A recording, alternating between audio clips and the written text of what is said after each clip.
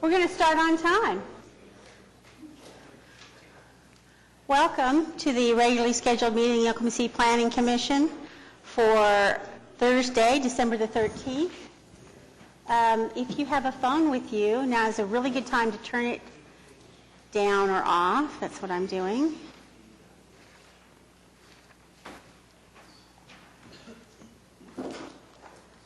For those of you who are joining us for the first time, the way this works is we have a little bit of sort of housekeeping here to do at the beginning, some items to continue and some things to take care of. When we get to the items requiring separate votes, the items that will be heard today, what we'll do is ask each applicant to come forward, give us their name and address for the record, tell us what it is they're here asking us for today.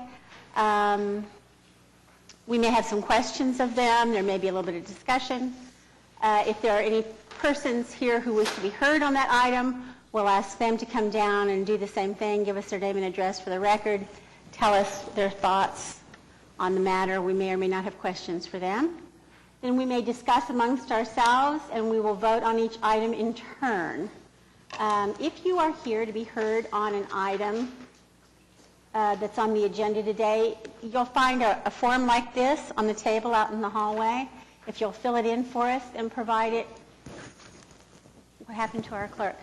To the person who's going to be sitting right there, they'll make sure we have it in that way. We can kind of keep track of who's here to speak and on what item, and we'll have that information for our records as well. So our first order of business for the day is to receive the minutes from the November 8th Planning Commission meeting. Motion to receive minutes from the November 8th, 2018 meeting. Second. I have a motion and a second to receive the minutes of the November 8th, 2018 Oklahoma City Planning Commission meeting. If you will cast your votes, please. Is that everybody? Except for you.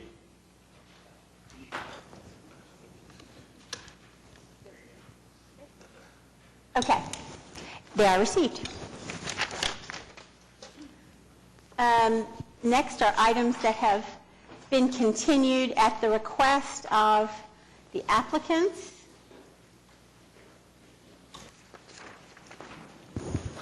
Okay. Oh, you're ready.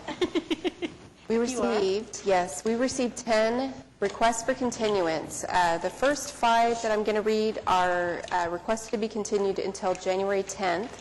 It's item B22 for CE 979, item B23 for case SPUD 1092, item B24 for case CE 980, item B25 for PUD 1693, and B26 for PUD 1701. Again, all continued to January 10th.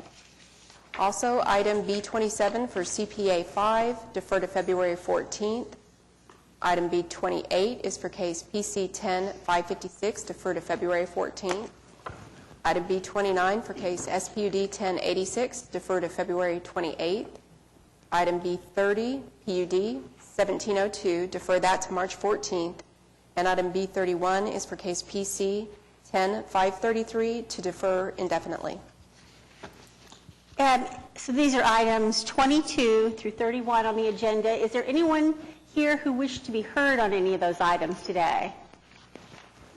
If not, I'll take a motion. So moved. I have a motion and a second to continue items 22 through 31 to the date specified. Would you cast your votes, please? They are continued. We also received 3 new requests for continuance, all to be deferred to January 10th for item B13, case SPUD 1064, item B15 for case PC 10-547, and item B17 for SPUD 1085.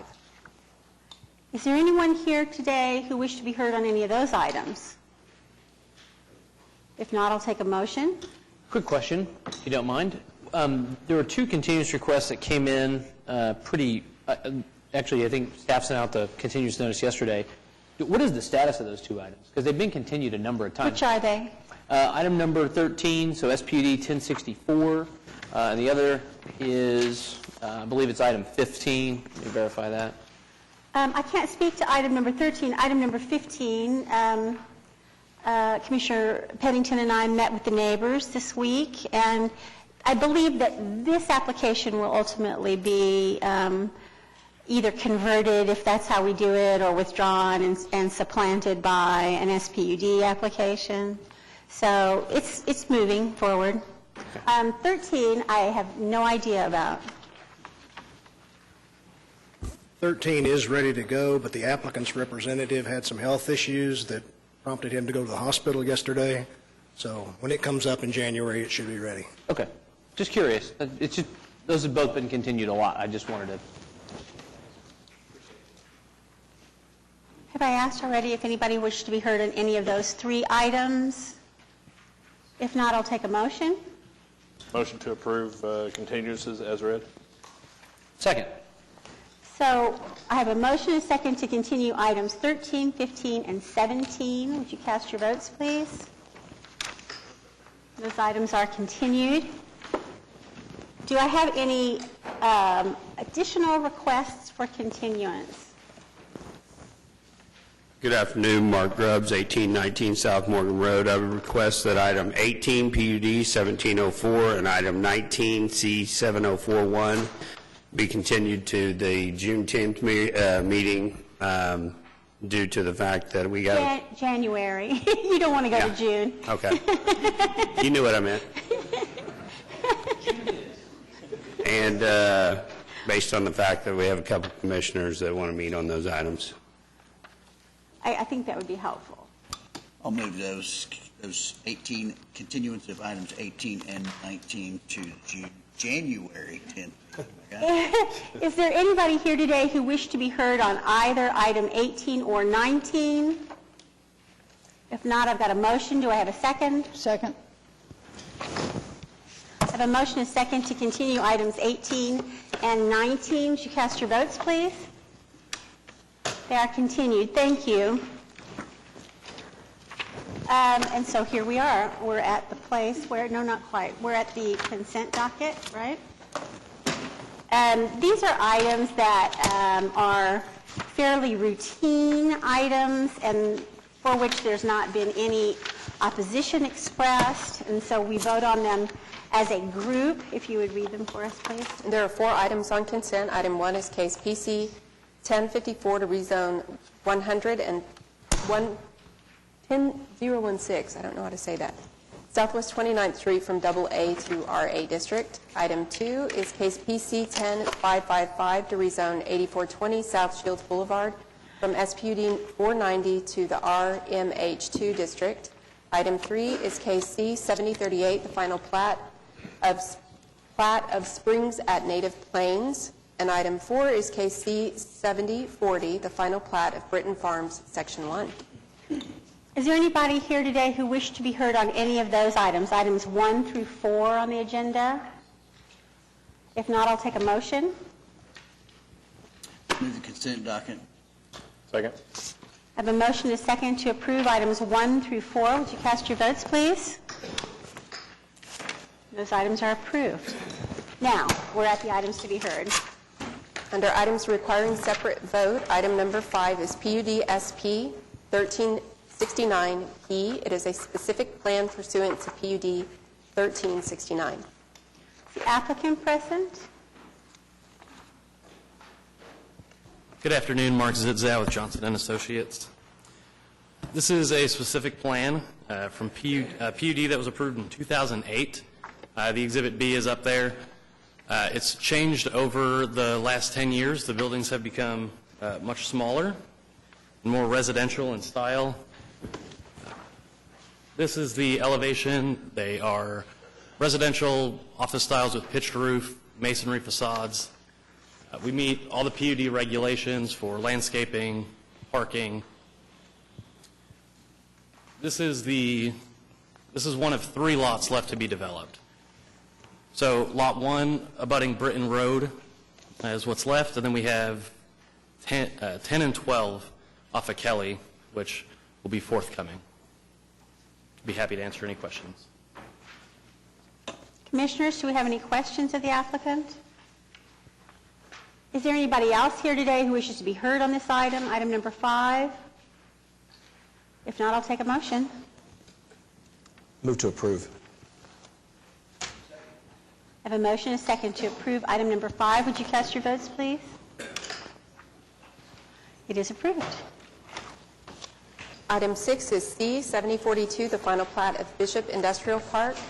This does require a variance to the subdivision regulations on cul-de-sac length. The applicant present? Hi, Seth Barkheimer with Olson, representing the applicant. We've reviewed the staff report and don't have taken any exceptions. Do you guys have any questions specifically about the plat? You're in agreement with the technical evaluations? Yes, ma'am. This does call for a variance to the, tell me which one it is, the length of the cul-de-sac? Yes, ma'am. We're above 700 feet. And we're okay with this, why, Jay? We are? Yes? Okay. I was just a tiny bit confused about the language with respect to the street stubs. There's no street stub to the south, but they are extending the street to the south. We're extending Overhead Drive, the connection down. We're extending it further south so that our street can then stub off of it into our property. So there's an existing... On the northeast corner there? Yeah, there's an existing street running north-south. We're extending that further south and then branching a road due west into our property. And you also have the ability to connect later on to Southwest 11th, and there's also a street, I don't think it's labeled, that is there west of Enterprise Drive that you have the ability to connect to. Is that correct? I think there is a street right away that continues Overhead Drive south that would then go west to 11th. Yeah. But that's off our property. Understood, but eventually, I mean, that's my point. Eventually, the stubs would connect through to 11th, and like I said, to the east back to Meridian and the west back to MacArthur. So we're not providing for that specifically, but we're not precluding it, is what you're saying? Right, they're taking the street to the end of their, to the end of the property there, to the south side, and then whoever develops that to the north would have the right-of-way that would continue on. So you're not extending it, because it already does, doesn't it? It already extend to where you're... Yeah, it turning the extends to our northern boundary. We're extending it to our southern boundary. your southern boundary, So then when the okay. southern property owner, if they ever develop, could then extend it in the right-of-way. Okay. Anybody else have any questions? Have I asked already if there's anybody here to be heard on this item today? If not, I'll take a motion. Move to approve. Oh, I'm sorry, we need to approve the variance if we're going to do that. I'll second the motion. Wait, do the variance first. Okay. I move approval of the variance requested. Second. I have a motion and a second to approve the variance on item number 6. Would you cast your votes, please? That is approved. I move approval of the motion to approve. I have a motion The and a second application. to approve the plat. Okay. If you'll cast your votes, please. It is approved. Item 7 is SP 513. It's a special permit for a bar in the Bricktown Core District. Good afternoon, David Box, 522 Colcord Drive, here on behalf of the applicant. This is a special permit, what would have been ABC3 in the past, to allow an operator of the piano bar in Bricktown to relocate. The lease is up, and they're in the process of refitting the space that they seek to move here, or move to, that is subject to this application. Staff does recommend approval. We'd be happy to answer any questions, but this is simply moving an existing business within Bricktown to another site. Commissioners, do you have questions of the applicant? Is there anybody else who wishes to be heard on this item today? Just as a note to staff, for what it's worth, I would prefer that these items indicate that they are applications for a special permit right up front, so that we know that what it is we're voting on and what guidelines we should be looking at. So I have a motion and a second. Do I? Okay, I'll take a motion. Move to approve. I have a motion and a second to approve item number 7. Would you cast your votes, please? Thank It you. is approved. Item 8 is PUD 1703 to rezone 2424 South Mustang Road from the AA District to PUD 1703. Would you give us your name and address for the record, please? Yes, ma'am. My name is Hugh Jarrett, 1200 East Joyce, Fayetteville, Arkansas. I'm with the applicant. I'm sorry, tell me your last name again. It's Jarrett, Jarrratt. Thank you. Yes, ma'am. This is basically an expansion of our existing apartments and golf course to a landlocked parcel between us and the Kilpatrick extension. We've read the staff report.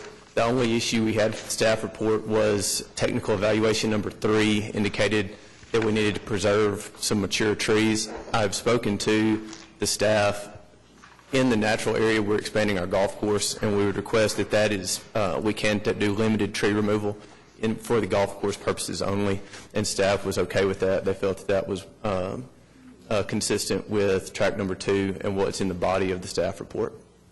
Other than that, we have no issues. We have a whole group of people that we can answer any questions you may have.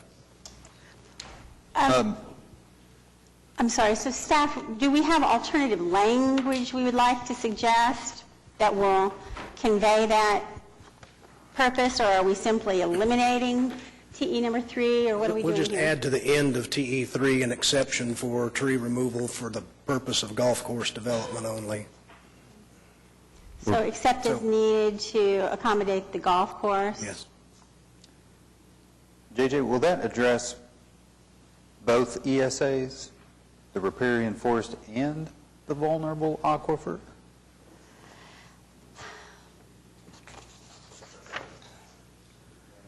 Yeah, I don't know if I can answer that. It still will remain a majority of open space. It will be a golf course, so I would say yes. I mean, it would just be without some trees that are needed to be removed to play golf. Cool. Okay. Let me ask this way. Is there anybody present who wishes to be heard on this item? If not, commissioners, do we have questions, comments, concerns, or a motion? I recommend approval of this application subject to those technical amendments, 1, 2, and 3. I have a motion and a second to approve item number 8, subject to the addition to TE number 3. Cast your votes, please. It is approved. Thank you. Item 9 is case SPUD 1094 to rezone 1601 Northwest 19th Street from the R1 Single Family District to SPUD 1094. Again, David Box, 522 Colcord Drive, on behalf of the applicant, who is Sam Gresham, who is also here with me. This is an SPUD to allow an infill development that would provide for residential use on an otherwise vacant parcel. I do want to thank Commissioner Highsmith. We spent some time working through the site plan with him when we sat down and talked. He had some suggestions about moving this, what's shown as apartment 11, up to step back more from the street to be more in line with the other structures you see along the street. We also narrowed the width of our drives. It is a one-way drive, so we narrowed the width of the drive to help reduce any impact to the street. Commissioner Highsmith also, before the hearing, asked that we perhaps could orient some of these units along Northwest 19th Street so that they were facing 19th Street. Mr. Gresham is fine with that. We'd be happy to do that. I don't know if we need to do that through some sort of technical evaluation added to the document or not. But there is one TE that we agree with. I'm not aware of any other issues. It's a project that is similar to several other that Mr. Gresham has been involved in as the architect. And again, it is an urban medium designation to the comp plan, so it's what we might expect to see on vacant lots in the core. So be happy to answer any questions you might have. Mr. Gresham, do you want to suggest some language for us about orienting the structures that front on 19th Street, and we'll add it as a TE? All right, Sam Gresham, 400 Northwest 23rd. I proposed for ASA to rotate 2 of the units to face to 19th Street so that it would essentially show front porches facing onto the frontage on 19th Street. How would you describe that they'll address the street? I'm not, No, it's rotating 2 of the units to face, there's essentially 4 that front on 19th Street. Right. 14 and 17, I'd rotate to face 19th Street units. Is that... We have language elsewhere in our districts that require homes face, don't we? Can we... Oriented is okay? Can we crib language from the... I mean, I think it would just be simple enough to say to orient 2 of the homes facing 19th Street to the street, something, does that work? Do we want to specify that they're 14 and 17? 14 and 17, that's fine with me, if it's okay with you.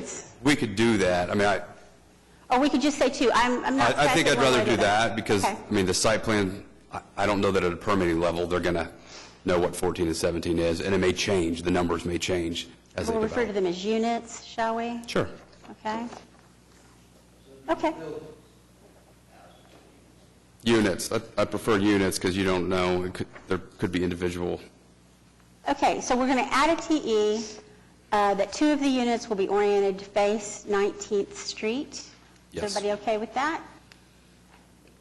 Is there anybody else here who wishes to be heard on this item today? If not, I'll take a motion. We got somebody. I'm sorry. My bad. Mr. Is it Zielinski? Yes. Good for me. Give us your name and address for the record, please. My name is David Zielinski. I live at 1520 Northwest 20th Street in the district there, and I received this letter. And basically, I want to express my opposition to this rezoning. And the reasons are varied.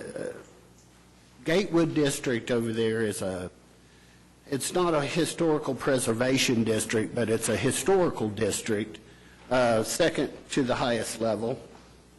And all the houses over there are approximately 100 years old. So it's a very, very diverse neighborhood. It's diverse as far as it's economically diverse. We have you might as well, in the neighborhood you could meet a CEO of a company, or you could meet somebody that has just immigrated to the United States. But it's all within this 100-year-old neighborhood, which is just gorgeous.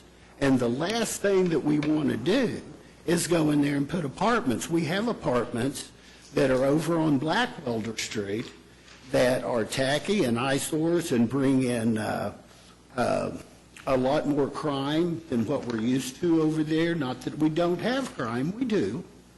But it just brings in people that do not have the pride that the people do. If you'll take a look up here at the plat, that's single-family homes. Every one of those single-family homes, single-family homes, single-family homes. There aren't a lot of apartments. If you want an apartment, in the old houses, they have developed fourplexes. All the way down 17th Street, there's fourplexes there. There are people that have little places that you can rent over in that district. From my house, I can see this, and it used to be an old church, but I just think that it would be doing the wrong thing. This whole neighborhood is upgrading. All the houses are being bought up and they're being updated, and it's a charming place to live. And it's architecturally diverse. It's just a really, really good place to live. And I feel like that, look at it. There's nothing there but single-family homes. Have you seen the plan for the development I of this have not seen the plan piece for the of property? development. I think if you had the opportunity to see it, it may not be what you think of as apartments. It really is sort of a little pocket neighborhood. And I do see that. And I didn't think that Sam would come up with anything that was not fitting in the neighborhood. But then again, I feel like it's going to drop the values of the houses in the neighborhood, and they've been doing nothing but going up. And I feel like that, you kind of have success going on over in that neighborhood. And I really feel like that, and I haven't talked to any of my neighbors that want this put there. Sir, can I ask you a couple questions? Sure. So you were talking about the fourplexes and whatnot that are on 17th Street? Right. Are you in favor of those? Well, they are all built. OCU started over there, and they're all in the old big buildings that were the sorority buildings and whatever for the college. And so they've gone in there to the old buildings and refurbished those and put in like large apartments. These are not really one bedroom.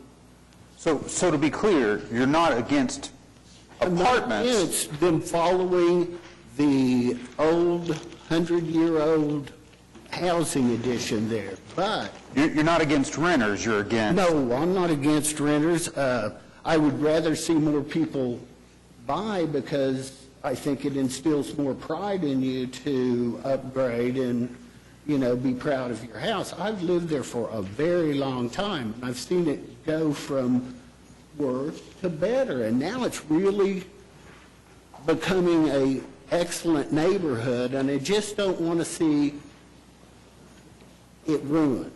Well, just for my own amusement, would you then be for this application if it was, say, a series of fourplexes that matched the character? Behind my house, there is an old building there that has more than one apartment in it.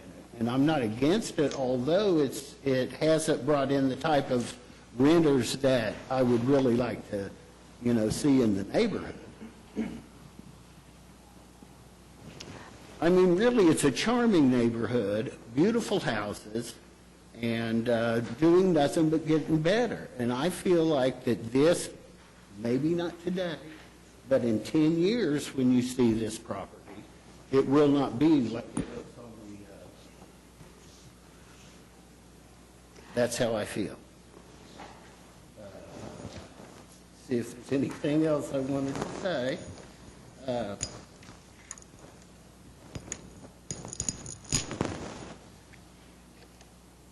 That's it. I think it's going to make the values go down in the neighborhood. Thank you. Thanks. Thank you for coming down. Did you have something you wanted to say? If you come forward, please, and give us your name and address for the record. My name is Julie Bach, and Hold that down, would you please? I'm sorry. My name is Julie Bach, and I am also a resident of this neighborhood. My address is 1516 Northwest 20th Street. And to add to my background, I am also an architect in Oklahoma City.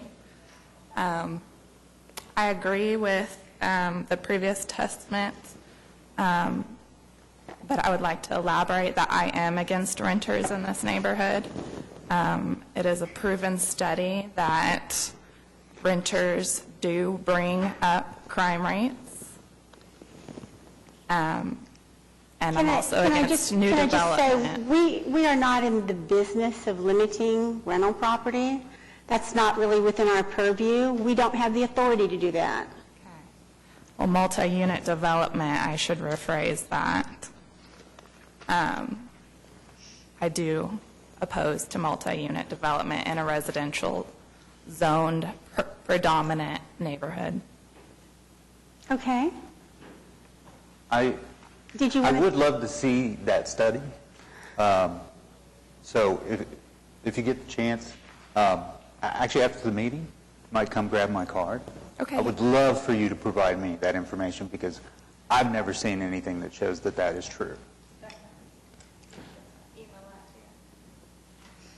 just because I'm curious, is there, even after getting the opportunity to see the design, is there something about the design that you all take issue with? Do you think that it fits with the neighborhood? Is that a cause for concern for you?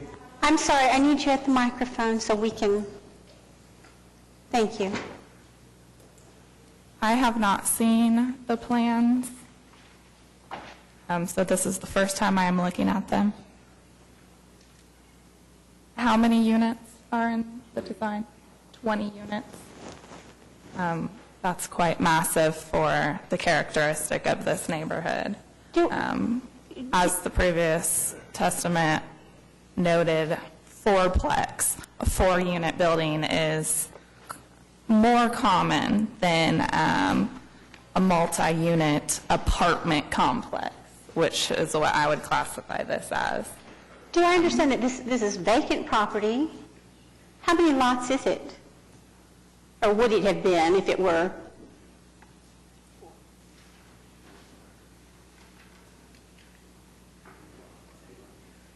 Sam believes it's 8 lots.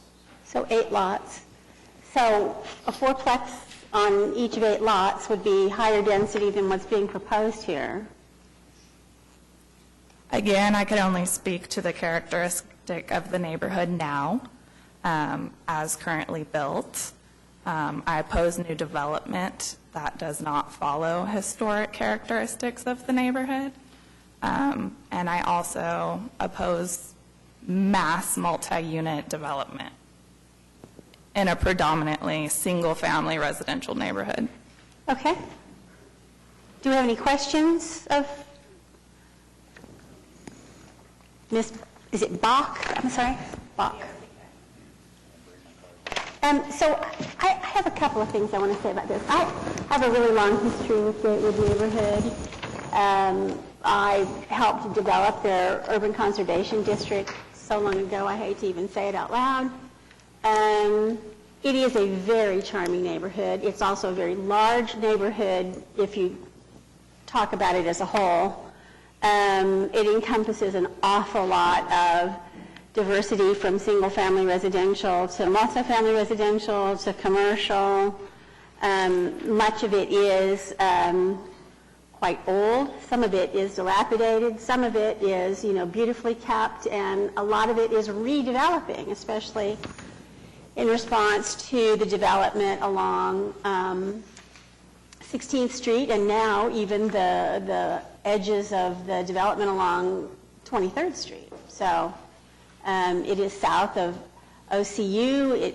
It includes a lot of rental property, some of which is what you think of more traditionally as apartment units, although not so much of that.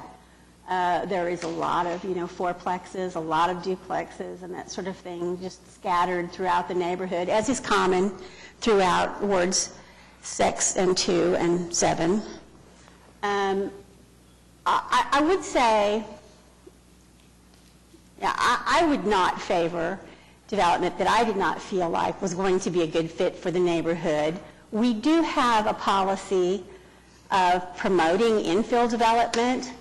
It seems to me that there is nothing worse for a neighborhood than vacant land, especially land that's been vacant a long time. I won't say nothing worse because bad development is not acceptable as an alternative to that. But I'm supportive of this application. I would not be supportive of this application if I didn't think that it was a good fit. I'm supportive of it as well.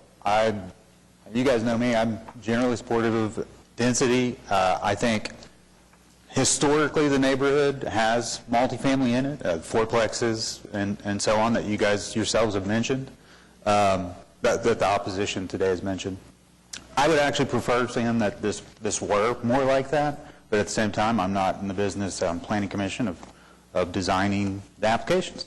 In the end, like Janice said, I think this is going to be a positive for the neighborhood. So I'm ready to make a motion if unless anybody else has any comments. What is the price point of these places? I mean, what's the rental going to be, ish?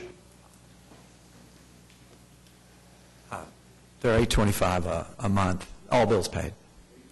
This is the fifth project. They're in these little compounds. I've got 5 of them. There's one at 22nd and Blackwelder, and Gatewood uses it as their cover on the website. If you see it, it's that same compound in the corner of 22nd and Blackwelder. There's another one right behind Walgreens at Classen and 22nd, just south of Walgreens. There's one behind Grand House Chinese Restaurant that looks just like this, right behind on 26th Street, 1427 Northwest 26th. So that's right. Yeah, I'm right behind that. So they're rentals, but they generally get students. We get a lot of students, and they're well kept. My brother's a landscaper, so we do a lot of landscaping, and it's been. And I love these places. I think I prefer them over my own house in terms of what I do to care for these versus what you know.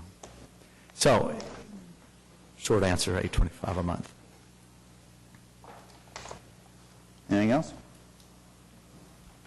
So I have a motion, do I have a second? I didn't make a motion yet, but I do make a motion to move or to recommend approval to City Council on SPUD 1094. With the addition of TE number 2. The addition of TE number 2, orienting 2 of the units towards Northwest 19th Street. Second. Do I have a second? Second. A motion is second to approve item number 9 with the addition of number 2. Indicated. Cast your votes, please.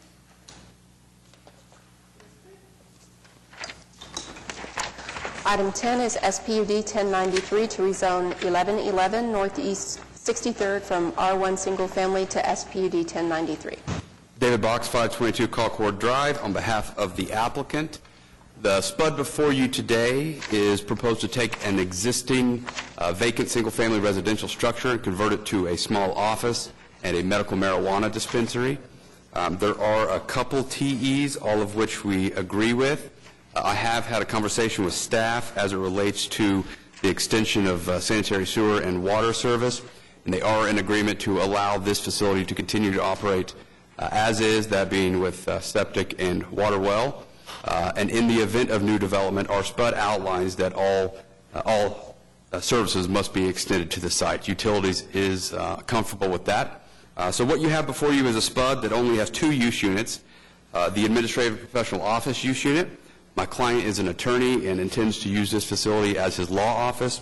And then we've added the retail sales use unit. However, we have restricted it to only allow a medical marijuana sales facility. The way that the city has determined they're going to address medical marijuana is through the use of retail sales when it comes to the selling of it. As you know, the processing and the growing are handled separately. Those wouldn't be permitted here. It would simply be limited to the sales of medical marijuana and the other items that would normally accompany that. So there's no protest that I'm aware of. Do want to thank Commissioner Pennington for taking the time to meet with me and discuss this project. I'd be happy to answer any questions you may have. Is this where you would deal with pharmacy, the same use unit classification? A standard pharmacy? Yes, a dispensary, we're going to allow anywhere you would allow a pharmacy, any zoning district.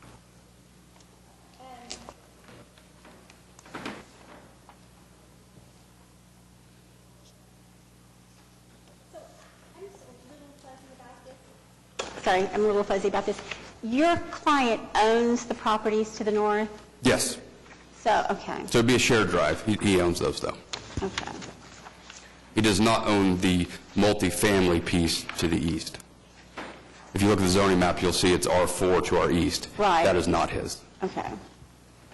Signage, what are we doing with signage? Well, we'd like an EMD sign, as we've requested in the document.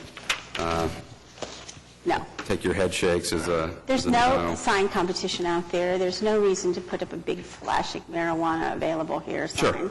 I think an 8-foot monument sign would be just fine, because it is, again, it is his law office. And so some element of signage along 63rd, I think, would be needed.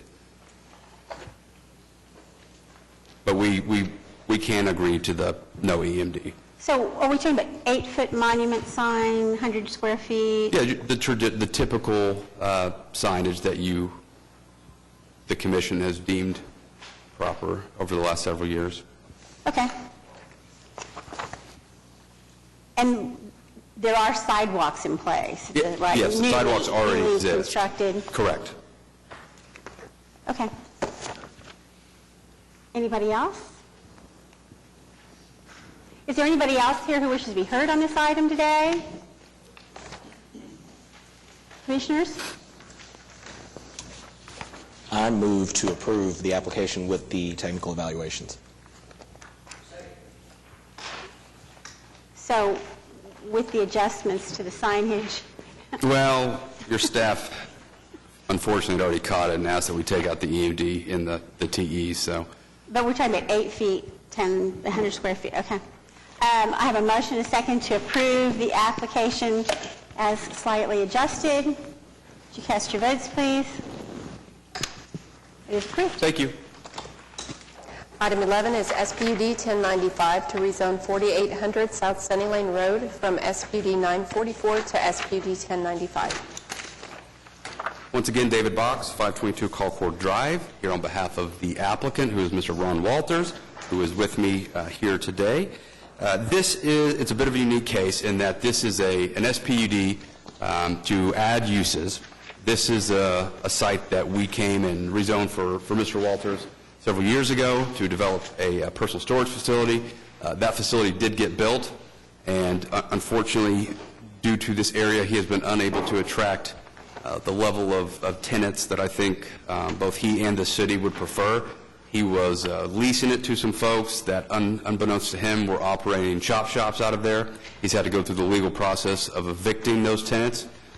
Those are the only types of tenants that he has been able to attract thus far. So what this SPUD is trying to do is trying to add uses so that he may have a broader base by which to pull potential tenants from. It was mentioned to me that perhaps some of the uses were concerning to some commissioners.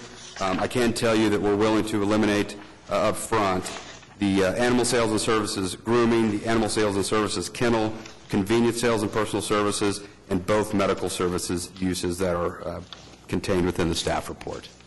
So with that, if you're familiar with the area, if you've driven the area, I would submit that the uses we have in the SPUD are not incompatible with the area. There's a lot of heavy commercial and frankly trending on industrial just north of us, north of the multifamily that exists north. So I don't believe that the uses that exist are incompatible. The structures are already built, so he will be operating under whatever the uses are within the confines of the structures that exist. And if you remember from our previous application, we did agree to masonry facade as it fronts the arterial there in front. So again, a bit unique. We're trying to just add some use units to hopefully be able to attract a better base of tenant for this area.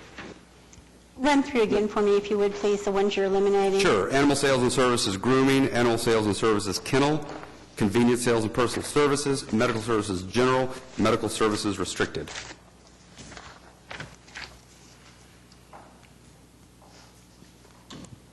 And David, about parking, is anything going to change? I mean, how's everything going to be configured? Yeah, we're going to have to meet the code, and so, I mean, he's going to have to evaluate once he gets a tenant how that's going to work and how big a potential tenant might be. But the way that our SPUD reads is, we'll have to meet the code. Now, perhaps a scenario exists where a potential user gets in and we have to go seek some sort of variance on parking. It's unknown at this time because we don't know how much one tenant might take within the confines of the existing building. But we do anticipate potentially that we'll have the ability to meet code, and that's why the SPUD says as such. I'd probably remove the fencing, and is that going to stay, or? It's anticipated that it'd be as is, again, until we get some new tenant, correct. He needed to get out the chop shops and the people that were leaving half-dead cars. I don't know if he'll ever get out all that stuff there, but, good luck. David, is the idea here that is the thought that this may ultimately be occupied by possibly one or two users? Is Potentially. So that's the unknown with the parking and how it lays out and all that? That's right. JJ, I mean, how in the world is staff going to enforce the limitation language in this use unit? Maximum of 2 vehicles allowed parked outside of the lease space at one time. Limited to small electrical, plumbing, HVAC, drywall, flooring insulation contractors that keep minimal inventory and service trucks and mainly provide services to builders. How in the world are you, I mean, that's not enforceable. It's going to be a judgment call when they come in for a remodel permit. Any unit that they remodel, or if they combine units, anything they do here other than what's there, will require a building permit, and they'll have to show how they're meeting that and meeting all the parking requirements. So you are comfortable with that language? Okay. I have some of these kinds of uses in my ward. They're in areas that are a little more industrial than this, and it gives me a little bit of pause. Also, the idea that this could someday become C3, and then we're kind of talking about a whole different thing, and, you know, there are all these, that it'll be C3 standards for this, and this, that we're not really evaluating here today because it is what it is. You know, I don't like these. You know, someday it may become something more dense kind of applications. Well, but the uses wouldn't change. But I'll tell you how I enforce those things, Mr. Cravens, in my ward, is when I see something going on in front of them that's not supposed to be there, I call the owner and say, you need to go take care of that, and that happens. You call them and tell them that there's 3 vehicles instead of 2 vehicles? Or whatever, you know. They've got, the tile company's got inventory stacked on the driveway, or... Yeah, I understand. So, you know, it's not easy to police these kind of things, but, you know, you just have to. Anybody else? Does anybody else want to be heard on this item today? There's no more discussion. Being the situation that it is and where it's located, I would move for recommendation of approval by the planning city council. Sorry. Second. I have a motion and second to approve item number 11. Would you cast your votes, please? Thank you. It's approved. Item 12 is PC 10-552. 552, yes, to rezone 2910 South Blackwelder Avenue from R2 to I1.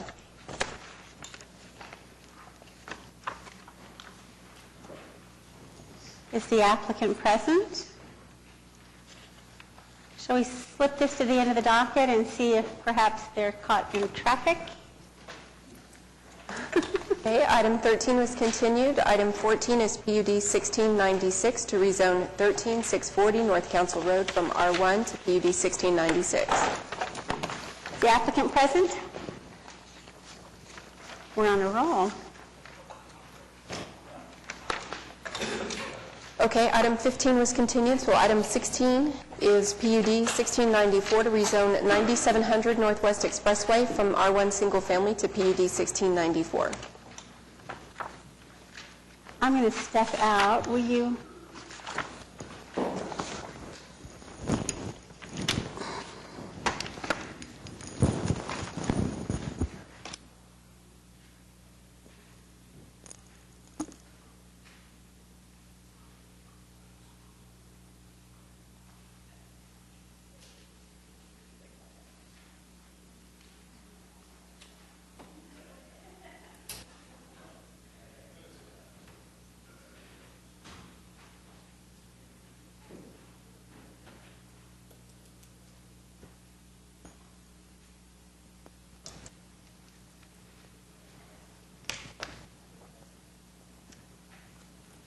All right, is the applicant present on this item?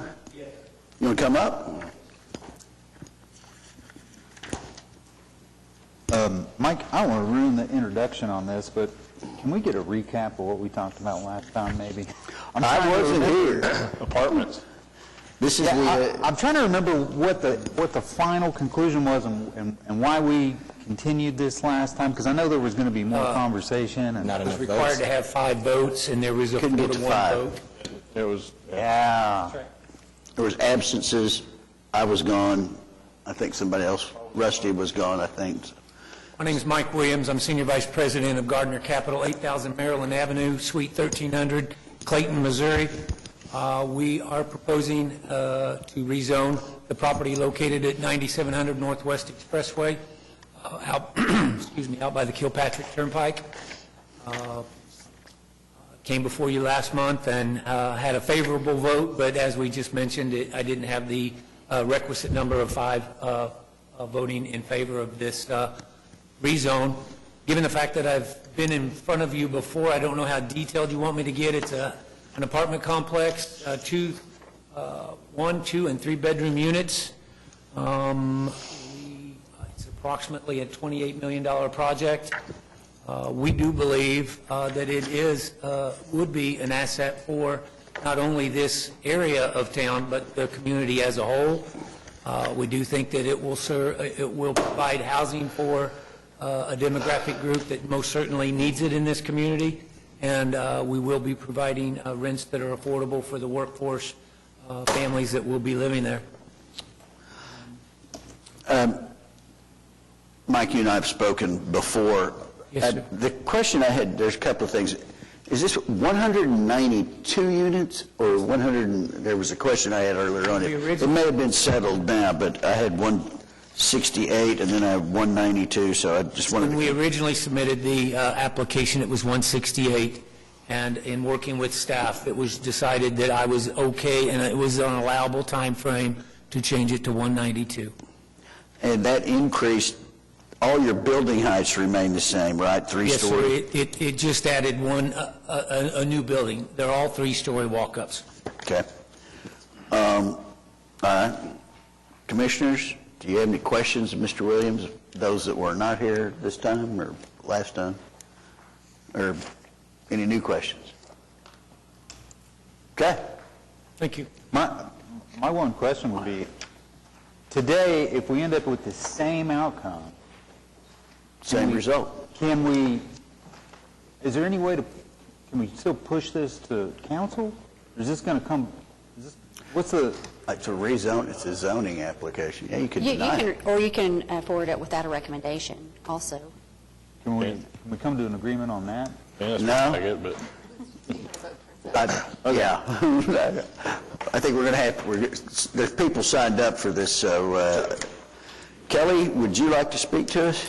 Yes, thank you, Mr. Chairman. Members of the commission, my name is Kelly Work, and I am here representing Dennis and Jacqueline Trepanier and D&J Management LLC, and they own the 14 acres that is immediately to the east of the subject property, also on the south side of the Northwest Expressway. I do have a couple of exhibits that I'd like to hand out to you that I'll make reference to. Please do.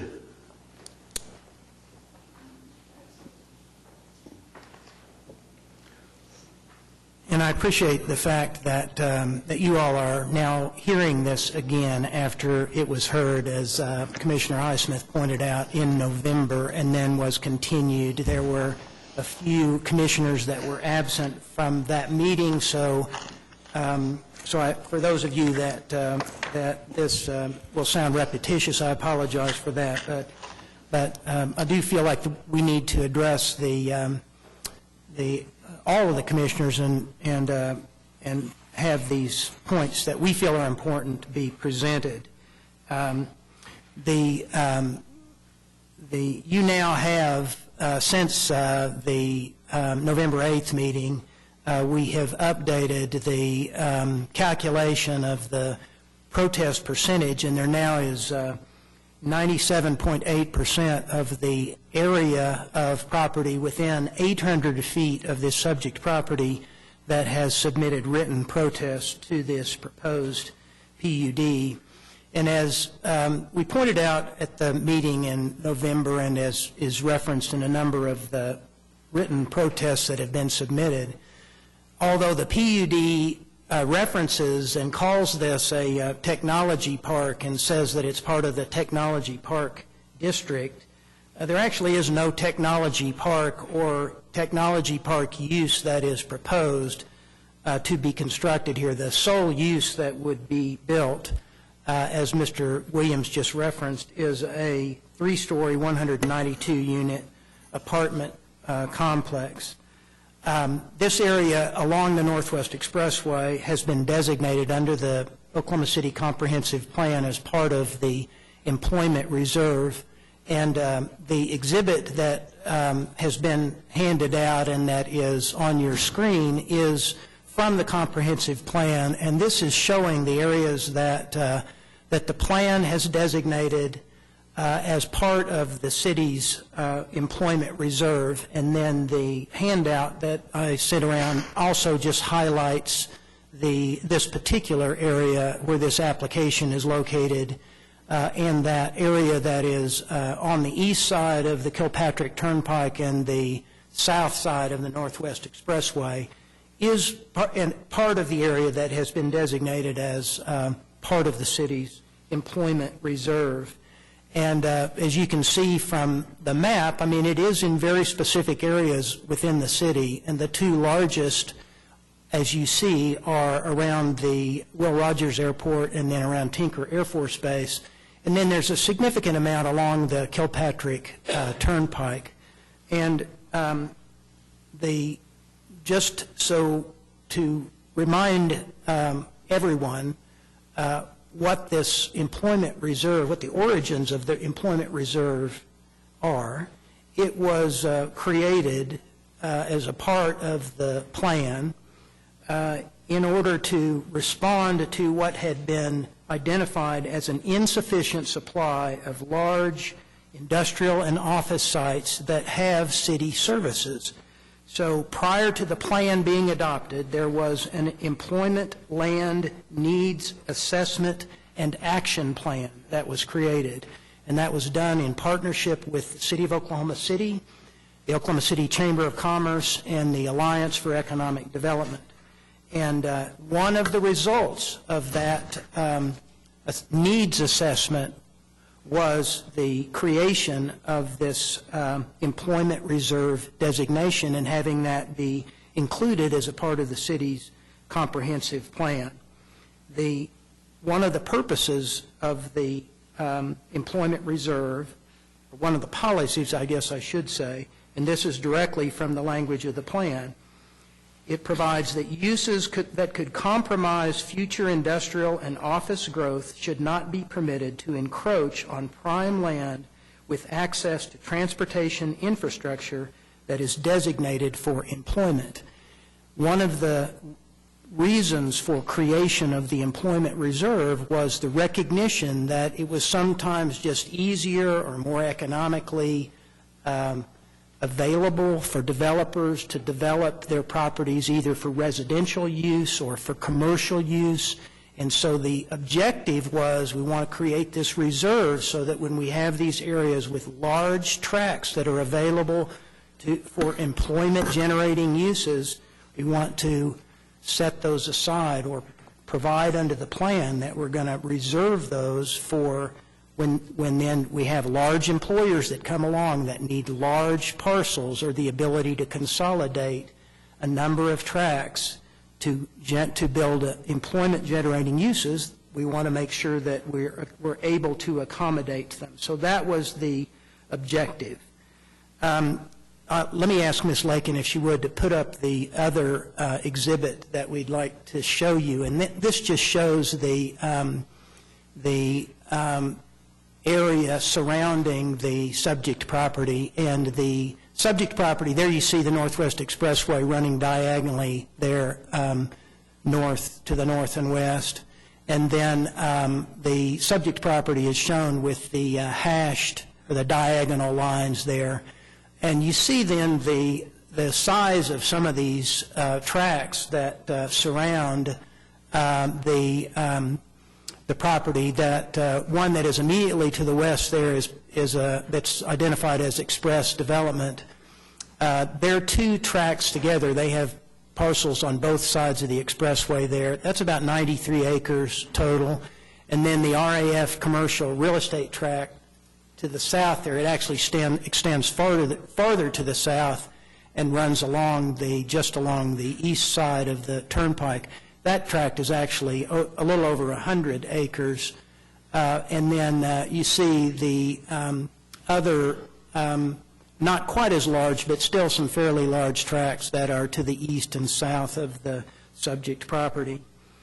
The concern that we have is that that if this tract is allowed to develop with a standalone 192-unit apartment complex that is entirely insular and self-contained, that it's going to inhibit the ability of these tracts to be used for purposes that would be consistent with what the plan provides for and what the employment reserve provides for. This is a narrow tract. It has 400 feet of frontage on the Northwest Expressway and then extends 1,400 feet deep. And contrary to the statement that is made in the staff report, the apartment design that has been submitted as a part of this PUD would not allow connections of this property to the adjacent tracts to the east and the west. The design that has been submitted with the PUD would actually preclude connections to the east and the west and would only allow access from the Northwest Expressway.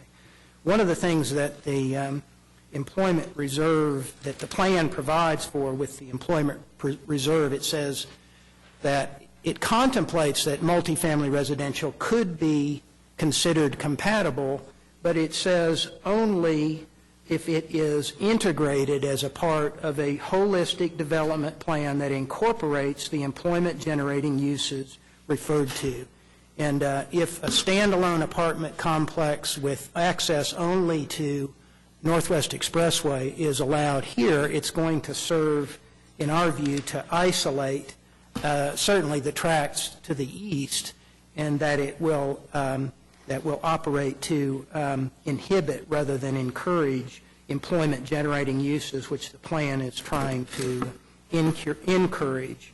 And it would, in our view, compromise the viability of this larger area for employment reserve uses.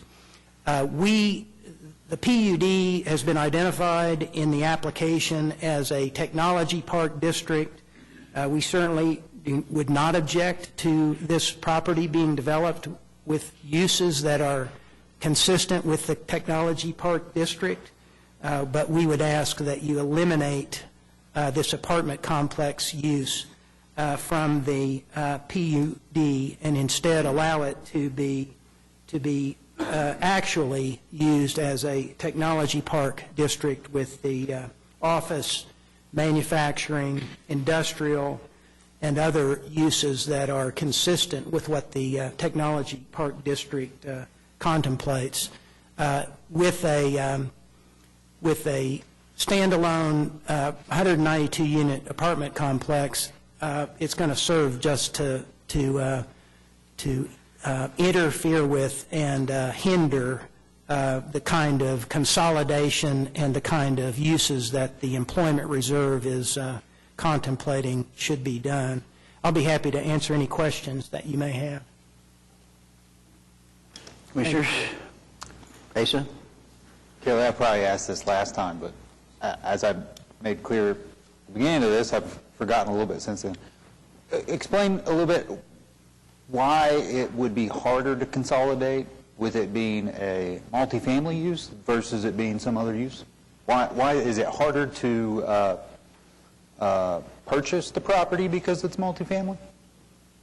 Well, once there's a 192 apartment, if I'm understanding your question correctly, once there's a 192-unit, three-story apartment complex buildings that are constructed on this property that are designed in a way that does not allow for connectivity from the east and the west and only provides access to the Northwest Expressway, then there's not going to be the ability to have it be integrated as a larger overall development with these other larger tracts within the employment reserve. And I think what the employment reserve is contemplating is that you would hold these in reserve so you could accommodate large employers. You would then have internal circulation that would be done as a part of a comprehensive development plan. And I think if you are going to start allowing the standalone apartment complexes within tracts that are within the employment reserve, that's going to make it much more difficult to have a design that would incorporate multifamily as a part of an overall development. I mean, with respect to our tract, if this apartment complex is developed, which has no connectivity on the east side, I mean, we're going to be essentially cut off from any kind of development that might include the Express Development Tract and the RAF Commercial Real Estate Tract. So the consolidation that the plan contemplates would no longer be possible, in our view. I'd say that they obviously have the potential for an east-west traffic access.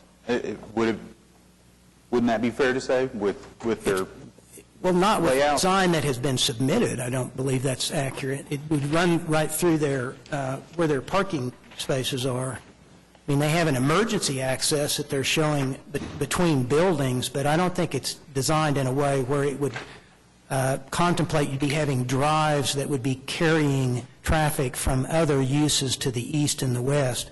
I think it's designed only to handle the tenants of the apartment complex. That's how I see their footprint of their design that has been submitted with their application anyway. They're clearly contemplating that the only means of access is going to be the Northwest Expressway. Well, I guess to get back to my original question anyway, we're not worried about necessarily, I guess if this was developed as something else, as an office park, say, you guys aren't worried that the development of the land fundamentally prevents the surrounding development from its eventual use as employment reserve? I am saying that. I think it doesn't necessarily prevent it, but it certainly will hinder it and be a negative if there's a standalone apartment complex. No, if it was office park. Oh, if it was an office park, well then if it was an office park, it certainly would be required to be designed in a way that would allow for access between the tracks to the east and the west. I don't think the city would permit an office park to be developed that had only access to the Northwest Expressway. It would be a requirement that there would be connectivity and allow access to flow from the east and the west.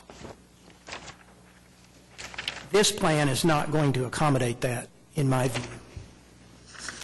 So then could I assume that if somehow there was some redesign that did allow connectivity on both sides, that then you all would be supportive of the use? Because it doesn't sound like that's the case, right? Well, based on what they've submitted today, I think that's unlikely that would be possible. If they were to come in with a proposed development that did what the employment reserve talked about and have multifamily housing incorporated as part of an overall development plan that included employment generating uses, then yes, I expect we would be supportive of that. That's not what has been presented here today. They just, even though they're calling it Technology Park and suggesting that it is in fact that, that's not what it is. It is just an apartment complex. That's very typical, very traditional, very kind of a old-fashioned, typical garden apartment design with 3-story walk-ups and 192 units. That's a pretty high density. No, I got some other people we'll come back to Mike in just a second. Okay? Any other questions for Kelly? Dennis. Thank you. Thanks, Kelly. Dennis Trapanier, would you come up, please, sir? Could you give us your name and address and your relationship to the property. All right, Dennis Trepanier and 9320 Northwest Expressway. So we own the acreage on the east side of the track, south side of the highway.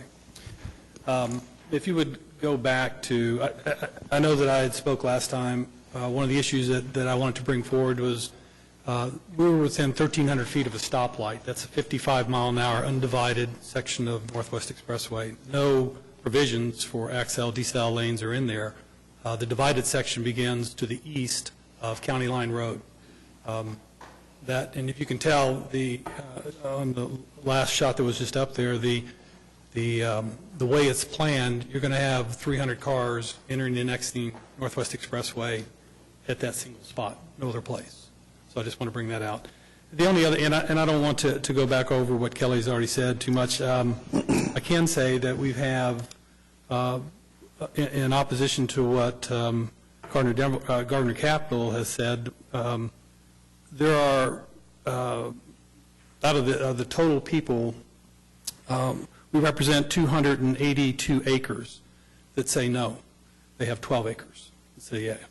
So it's massively of a difference of opinion as to what ought to be developed out here. Everybody has skin in the game out here. Everybody owns property out here.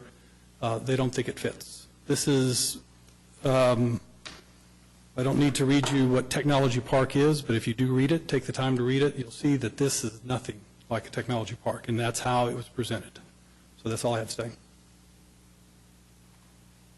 Any questions for Mr. Trepanier?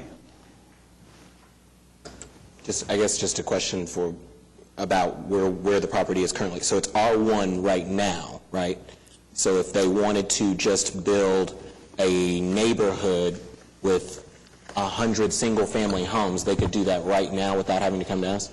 And let's say that neighborhood only had access from Northwest Expressway. They could do that right now. Wasn't the technology park designation more just for the looks of the development? Do I remember, or am I just... What do you mean by the looks? Well, I just seem to remember there was a reason why it was given that designation to make it easier for something. The PUD application is just for one use. It's multifamily. Right. And that's very clear and that's very obvious. It's multifamily. If it were not developed as multifamily, it would have a zoning, a base zoning district that was consistent with all the other types of commercial, industrial, office uses that are consistent with employment reserve. Okay. Any questions for Mr. Trepanier? Thank you. Mr. Williams, would you like to speak before we have a little bit more discussion?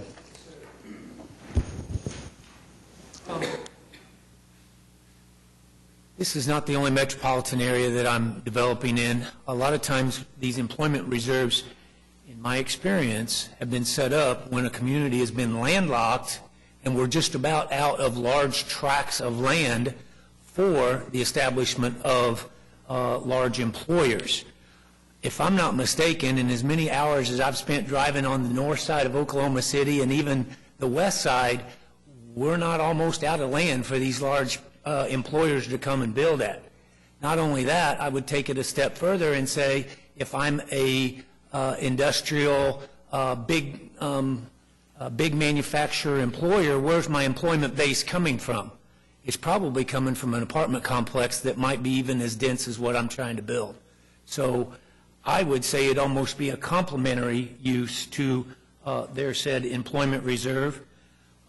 With regard to the XL and decel lane, if the city so chooses and thinks it's a safety issue, we can make it to where we're only right turning out of our complex, to where they're not trying to turn left. We can do XL, decel lanes.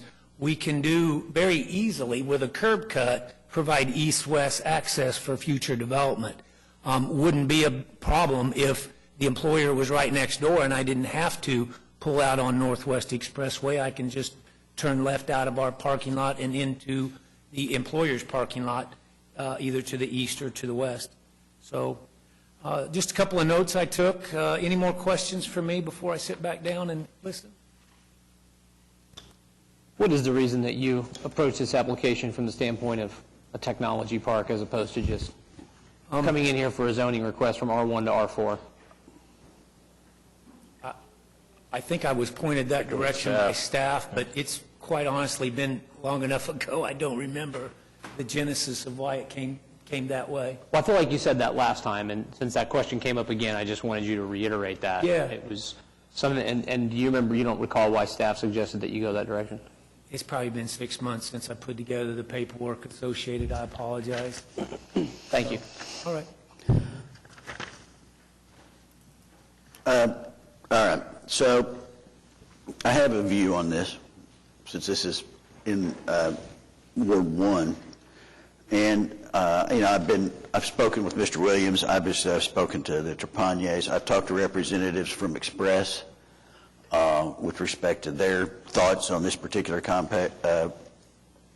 application. They've provided 2 letters of protest, or some Funk Holdings, their land company, but it's essentially Express. And my view is that I'm not in favor of this application.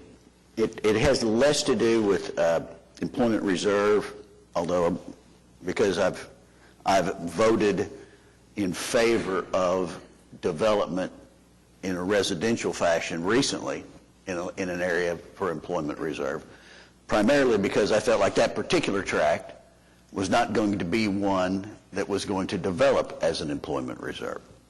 Now, this particular tract, though, is, I think that there's some merit to the argument that a holistic development is important at this particular area. This is a state highway, Highway 3, generates a lot of traffic heading out northwest. If you're familiar at all with this area moving out to the northwest, there's significant residential development. It's already on the books, already developing. Surrey Hills is expanding. Other areas out there are expanding.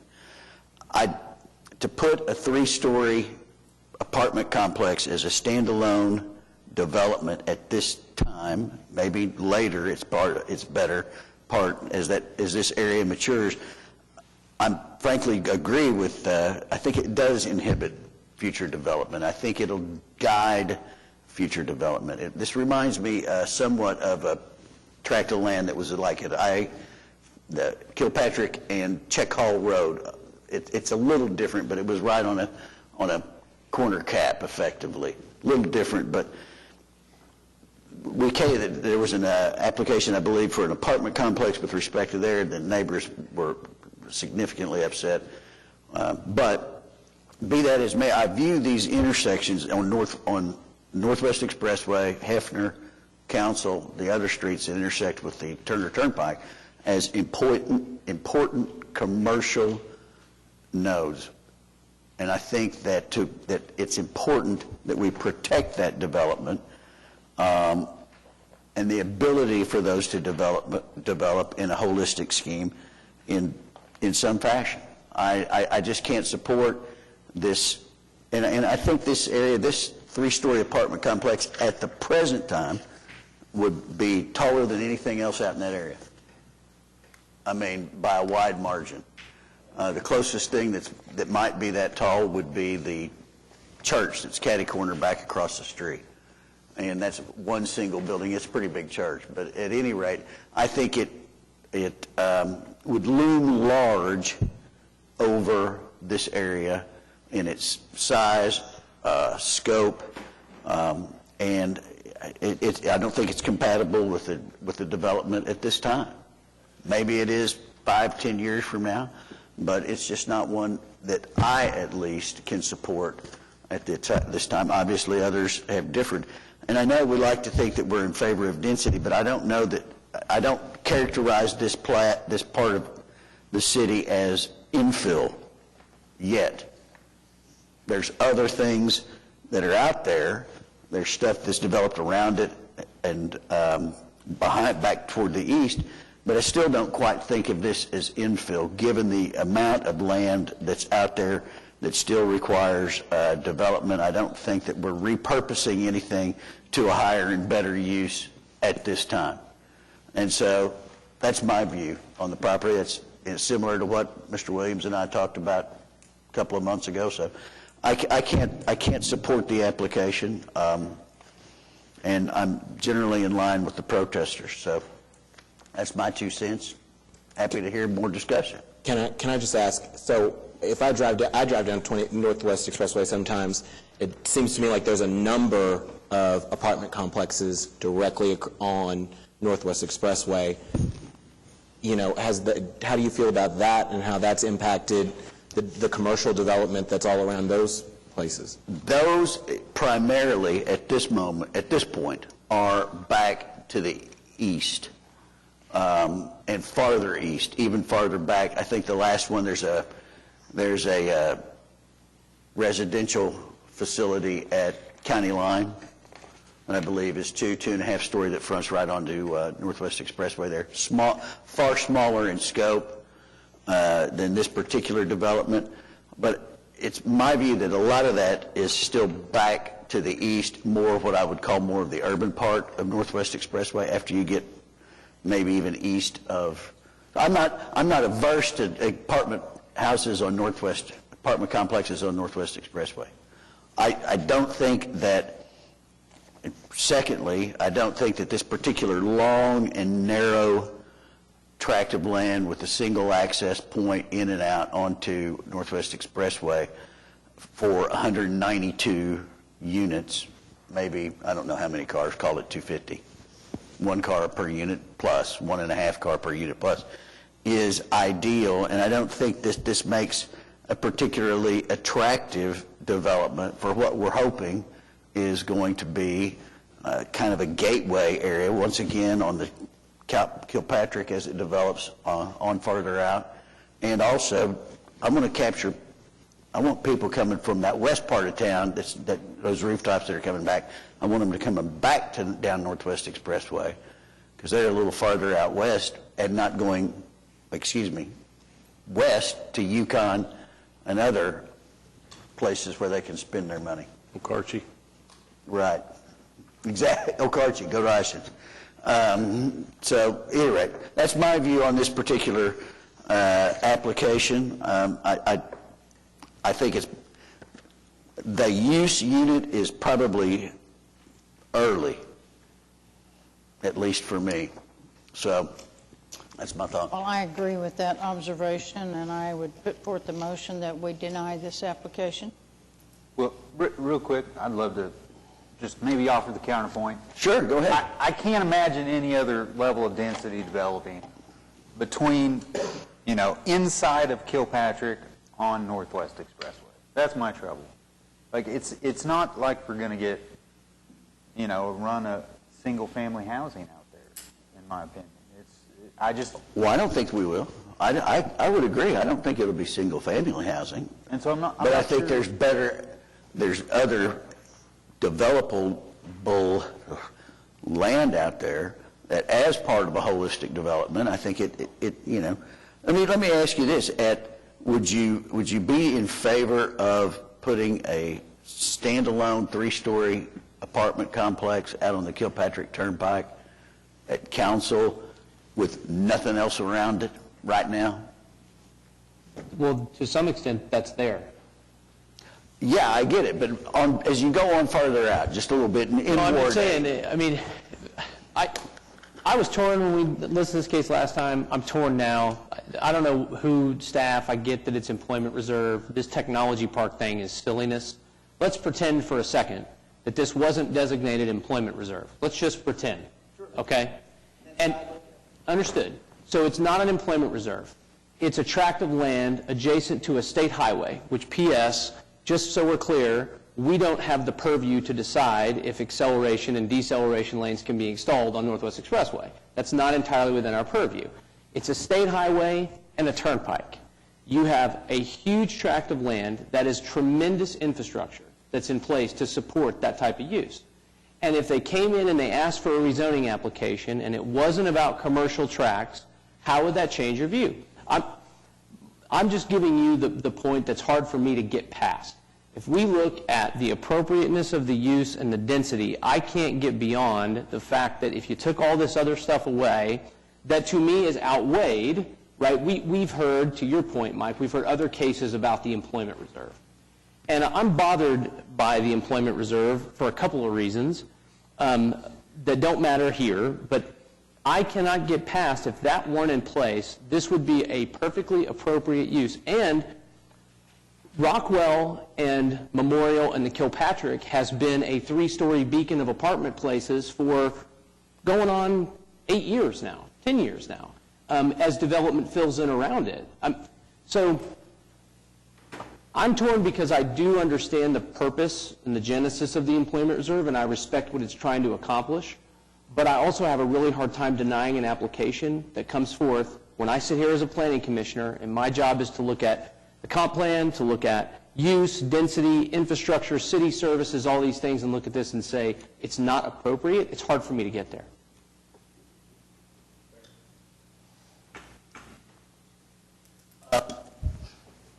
Anybody else?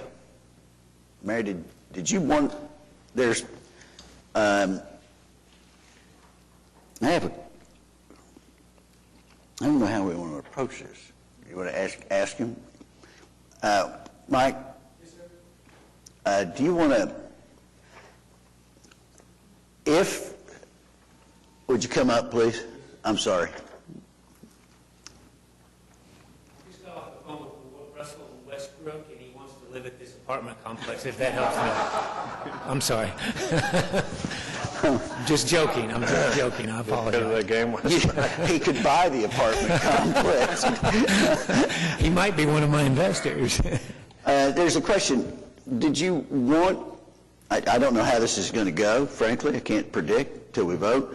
Do you want to eliminate the multifamily use and keep the application moving forward as a with technology park rezoning? Multifamily only, please, sir. Okay, that's fine. We want to give you the opportunity. So you're up and down on this, right? Up or down? Yes, I need it to be multifamily for apartments. All right. Yes, sir. Thanks. Thank you. Okay, I would say this, one point I would make is, again, and I think I made it, but regardless of technology park, et cetera, I still think this tract of land at 12.13 acres is, the way it's laid out and the way this will be laid out is not necessarily suitable for the density that's being proposed. 100. So, that's just my view, long and narrow, et cetera. Okay, let's take some action on this. Pardon me? Oh, Mary, you made a motion to deny? That motion was not seconded that I know of. Second. All right. Motion to deny item number 16. Cast your votes, please.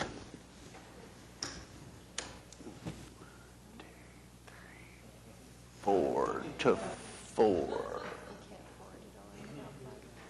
Okay. Oh, Powers is on. Oh, Powers. I voted for Janice. Well, Hensley voted to deny anyway. So, Janice, so it's 1, 2. You need to turn off Janice's. I'll turn off.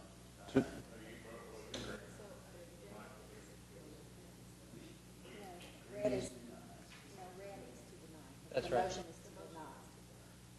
So green is a... Yes.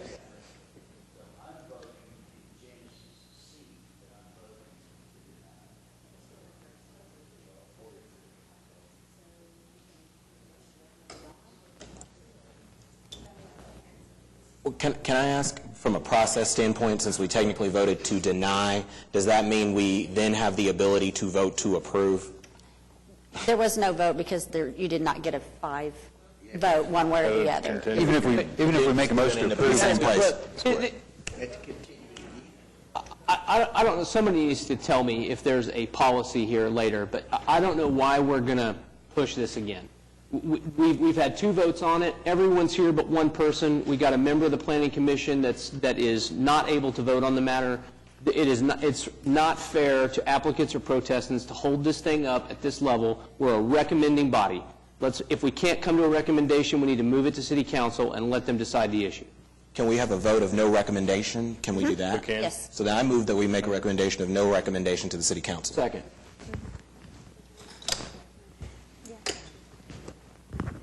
Yeah, you can make a motion to approve, too. But it's going to be the same But it's outcome. be the same outcome, just same reverse. No recommendation. Yeah. Okay, so Mike, did you want to say something before we entertain anything else? Kelly? All right, so we have a motion to send this on to City Council without a recommendation. Right? All right. I think you just voted, didn't you? Already voted on that? Turn this down, turn these off. Okay, cast your votes. Oh. Okay, so it passes. Yep. All right. Thank you all. Mr. Williams, thanks for returning. And that's it. I will go.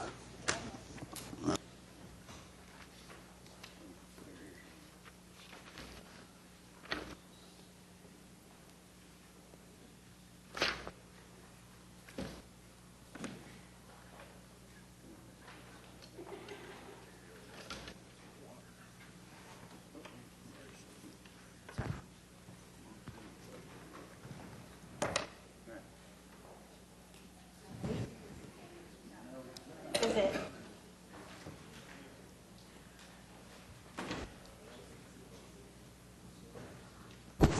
Are our applicants back in the room for items 12 and 14, PC 10-552, CASA Real LLC, or PUD 1696, U.S. Star Properties?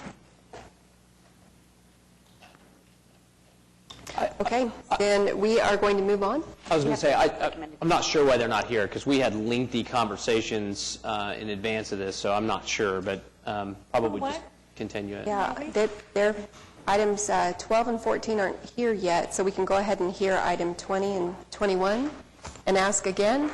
Okay, that's And then at the very end, continue. Give them a few more minutes. Okay, so item 20 is an ordinance for public hearing. This is the recommendation for some changes to the downtown design districts and urban design districts. And as you'll remember, Lisa Chronister, she gave a presentation at the introduction of this item. Yes, good afternoon. Nice to see you all again.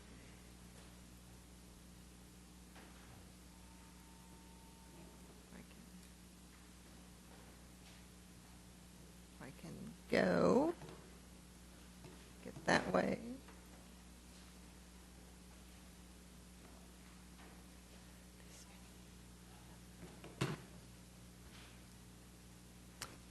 I manage the current planning and urban design division of the planning department. That includes development review for rezonings, like you've heard this afternoon. It also includes our design review districts, including historic preservation. Next. The ordinance before you today, we're asking for recommendation to City Council. It was introduced in October. It covers areas, it covers all of our downtown design review district, which is generally from Northwest 13th to below I-40, and on the east and west from I-235 to Western Avenue. And then our urban design districts, next slide, which are some of our city's most interesting character districts, includes Uptown 23rd, Paseo, Plaza District, Capitol Hill. So there are 5 main points to this ordinance. One was to incorporate changes resulting from our Cottage District stakeholders outreach. I'll go into just a little bit more detail on that and on the next slide, because I know there are people here to speak about it. It also incorporates changes from a study of the automobile alley design guidelines and input from those stakeholders, including the Automobile Alley Association. It captures some general changes that staff has been wanting to update over the years, language that causes confusion, language that is difficult to follow. It also removes some conflicting information around the Paseo District and the urban design section, and it changes most fence regulations from guidelines.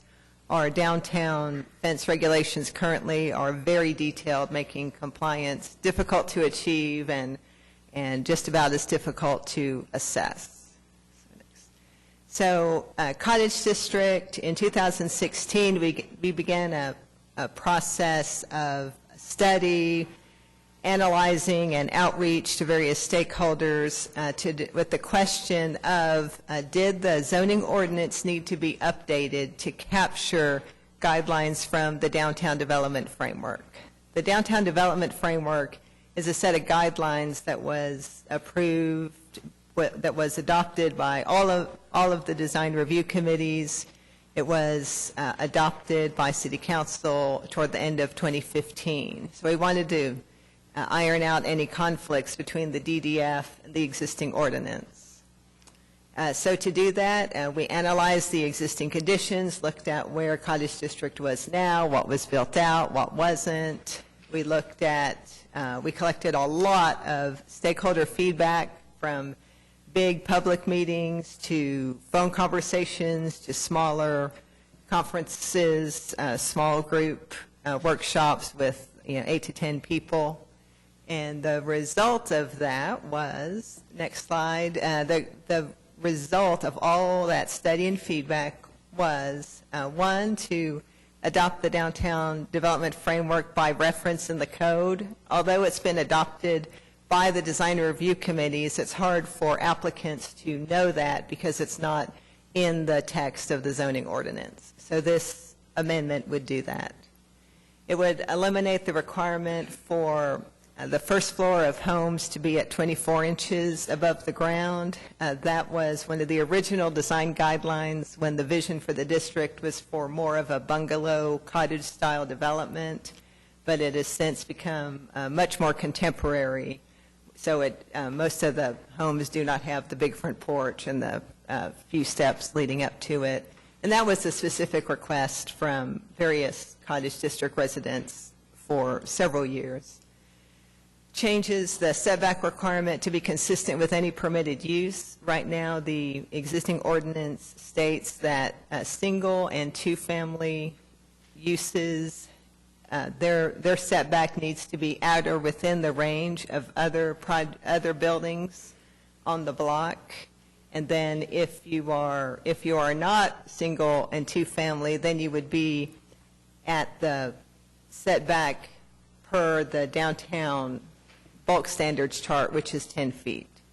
So this ordinance would make it consistent regardless of uses. It would say you have to be at or within the range of the buildings on the same side of the block. If there aren't at least two other existing buildings on the same side of the block, then you could be as close as 20 feet to the street. Again, changes many of the fence regulations to guidelines. That's been a request from applicants, property owners for several years. The purpose is to allow more design flexibility. What would remain regulations are the maximum heights. And then it adds language to specifically state that staff has the authority to administratively approve certificates of approval. There's been some question about that, that it wasn't explicitly stated. So we're proposing that to help with design efficiency of the design review process. So I'll stop there. I'll go through more detail on everything else if you want me to, but other than that, I'll entertain questions.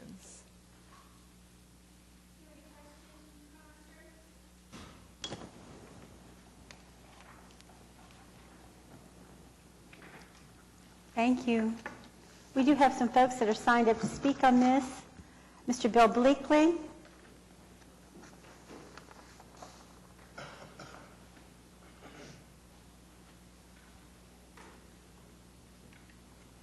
Bill Bleakley, 607 Northwest 7th. I'm appearing as a resident of the Cottage District in the Sosa neighborhood and also as president of the Sosa Neighborhoods Association. We formally and enthusiastically support these changes. I think it will really facilitate the development of the area without a lot of the angst that we and the boards and commissions we come before have to deal with. It makes a good level playing field for all affected by development within the Cottage District and the Sosa neighborhood.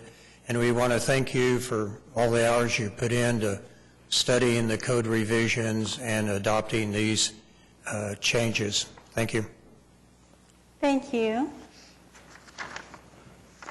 Richard, is it Labarth? Could you give us your name and address for the record, please? Yes, ma'am. Richard Labarth, 2207 Northwest 48th Street. I represent a number of folks that only recently learned about this that are, I think, in the strongest sense of the word, stakeholders. I saw the references in here to some series of meetings or public gatherings that ostensibly had been targeted to reach out to stakeholders. And I'm here to tell you that the process is deeply flawed.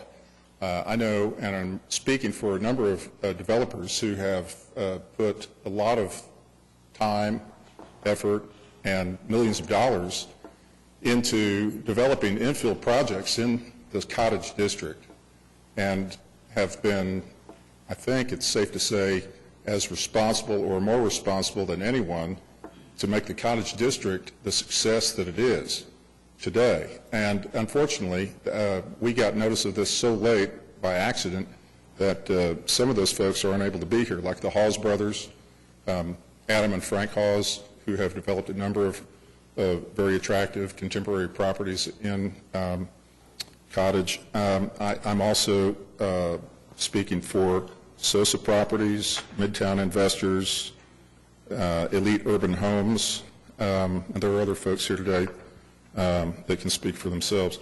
In short, what I believe is grossly unfair and in need of a lot more consideration and more due process, or some due process, has to do with setback lines, because the imposition of setback lines in order to comport with certain people's ideas that are sort of suburban in nature, to comport with their aesthetic, does great violence to the value of the properties that the developers have paid based on existing law, based on the existing ordinances. It's impossible to build and create the density necessary to make these projects profitable if we're going to impose some Ozzie and Harriet 20-foot setback lines in an area that is distinctly urban in character. Grossly inappropriate. There needs to be a lot more thought and open discussion instead of some workshops that no one knows about that get conducted and wind up only being attended by those that are the activists pushing for the ordinance in the first place. I can assure you, Mr. Labarth, we have heard from folks on both sides of this issue, but please proceed. I don't know that for my part, that I have any objection to the balance of the proposed amendments. But so in my book, at least, and I'll let the others speak for themselves, the overarching concern that I have is removing the distinction between single-family and duplexes and having it apply to all forms of building, so as to create these setback requirements that would be 20 or 25 feet. And my clients have plans to build triplexes or fourplexes. And in fact, Cottage is a curious district. It's sort of an odd overlay. And you have, it actually extends not only to 6th Street, but actually to the alley between 5th and 6th, which has very little, if anything, in common with the homes where Mr. Bleakley lives on 7th or 8th Street. So there's a wide array of properties. They really need individual consideration. We don't need to try to address something that calls for a scalpel with a cleaver.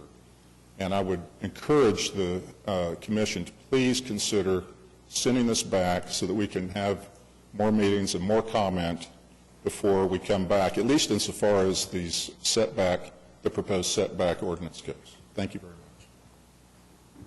Thank you. Ms. Cronister, do you want to address that, or do you want to wait and hear from, okay.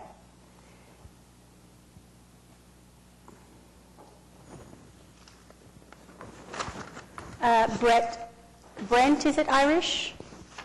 Yes, Brent Irish. Yeah, we've purchased a few properties in the Cottage District, and the setback is my biggest problem. It would completely scratch our plan that we had when we made that purchase, and we paid a lot of money for a quarter property that's right there in that district, and I am frustrated that this I did not know about these little side meetings. So you have not participated in any of the discussions so far? No, and I'm not happy that I really just found out about these just recently. So, How did you find out recently? I'm just curious. Through my attorney, Richard Labarth. Do you know how he found out about it? Can he come back and tell me? Because I mean, there's been to the chairwoman's point, and there's been a lot of, and this has been going on for a while, and a lot of stakeholders attended one of the meetings that I was also at. So I'm just curious how it's just now circulating to you guys and where that information is coming from. Right. Yeah, that's where I got the info. How did you find out about it, Mr. LeBlanc? Let me just be more direct about it then. Sure.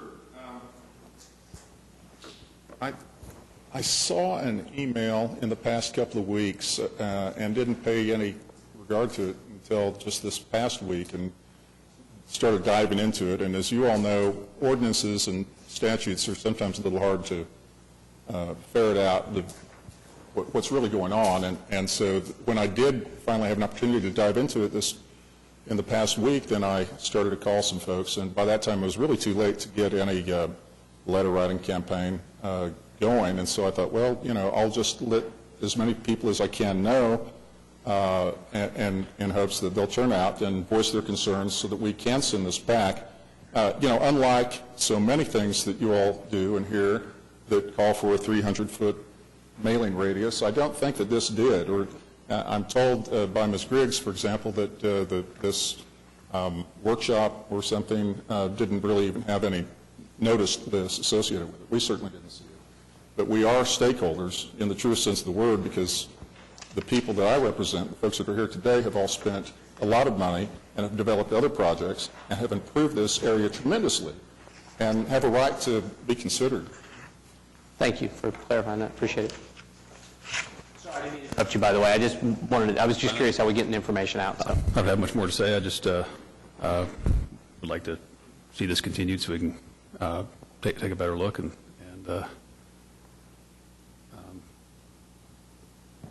talk then. Thank you. Thank you.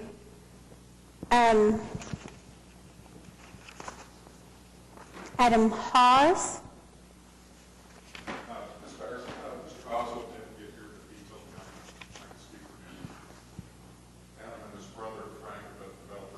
So you filled out this form? I wrote Mr. Ross' name down and officially Okay. Just want to make sure he's not here to speak for himself. Monica, is it Uland? Sorry. Good afternoon. Monica Euland, 820 Northwest 8th. I'm here as more of an objective party, working with someone that has developed a lot of property over there, a few people developing, moving forward. I can't imagine what you guys are going through with all of this, and I'm sure you are hearing a lot from both sides. And I certainly can understand, I think I understand everyone's position in this. We certainly need more guidelines to define the area so that it's clear for people buying property in the area. The issue I have with it is also the setbacks, and the reason being, so I sell property in the area, and I develop property in the area, and when people, when we find a piece of land that we think is a good piece of land, we go to the city. We say, where are the current guidelines? What can we do right now? Well, we can get a triplex on this lot. So this party goes and buys a price. They build a pro forma. They buy the price based on that current guidelines. And then only to find out after they close that that project isn't going to work there. if this setback gets put in place. It's just not really that fair. And I actually did attend a meeting recently that I didn't know, I didn't understand how we were missing these because we own about 56,000 feet over there. And I asked at the meeting, how did you all hear about this? And they said, well, it's a Sosa Neighborhood Association sent it out. So I guess you can join that, and that is open, and I think that's great, but I just think there needs to be more time allowed for everyone that is working on projects and has recently acquired property to take a closer look at this. If you go to any suburban area, you know by looking at Midtown, there's going to be mixed use, there's going to be density. You go to downtown, Midtown Atlanta, Midtown Dallas, you've got single-family, townhomes, condos, retail, and it all blends very well. You have condos, 5-story, right there, right off the street, and it looks great. Obviously, you don't want to build a big mixed-use project 10 to 20 feet in front of a single-family home. I understand that that would not be appropriate, but there are several lots in this cottage district that are commercial, that work really well for mixed use and retail, that this would certainly not work for that property. I think that the overall, as Oklahoma City transitioning to a progressive area, we need to have projects that allow services and retail alike for the neighbors to use, and essentially everyone's values will go up. So I just think that there needs to be more time. I think that Willoughby Ridley, who are doing a lot in the area, I can speak on their behalf. They certainly didn't know about this until I made them aware. And I sold them a piece of property that we were told we could do a threeplex on. So I think that there's also a lot of confusion. I don't have a full understanding of it. From what I understand, it's 10 feet from the road and then 10 feet in from the sidewalk. That's 20 feet. So I think that there needs to be a better understanding. I think everyone that owns property in this area needs to be notified if they're not, and it needs to be a fair fight. That's what I'm asking for. Thank you. Can I ask a question? Sure. As far as the way it's written so far, so you all's only objection is to the setbacks? Yeah, the setbacks, because that's where you can take a project. It kind of limits it to single family at that point, maybe a duplex. And so, process question here. And so, we're doing townhomes, which we did. We compromised because we want to be right by the neighborhood, and we want to make everyone happy, and we're very happy with everyone's support on that, and we were happy to make the changes, but I'm not just working on that project. I have other projects in the area that I'm assisting with, and, you know, I'm excited about the city and the area. I just think that it needs to be case by case, and the people that have been told and have bought property, I don't think this is fair to them.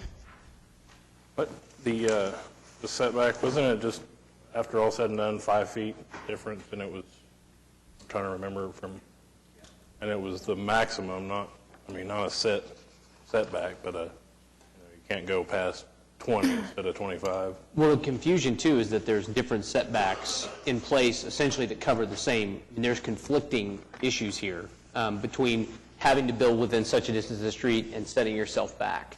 Right. So there's someone from staff will have to clarify exactly what it is, but there's multiple setback requirements or restrictions is the issue. That's part of the problem. And another issue is, a year ago I was told, well, we're looking at changing this, but it's not going to happen anytime soon. There was also mention in a meeting last summer from some individuals saying that they're wanting to expand the cottage district. Well, so then we're looking at, okay, we do this, so we go over here. So we own some property on 9th Street, or he does, that we could do some pretty good sizable project there. Well, that's one block outside of Cottage. So I think there just needs to be guidelines, and I think there's the biggest fear from what I'm talking to people is the thought of the cottage district being expanded at some point and also having to comply with these changes. So I think there needs to be a lot of clarification, and that's not part of what we're talking about today. I understand, but I'm telling you it's a concern. Well, to that end? Yes. To that end? Yes. You should always be involved with your neighborhood. So as you said earlier, like be involved with your SOSA neighborhood association. Be involved everywhere you are so that you do know what's going on and that you can have your say.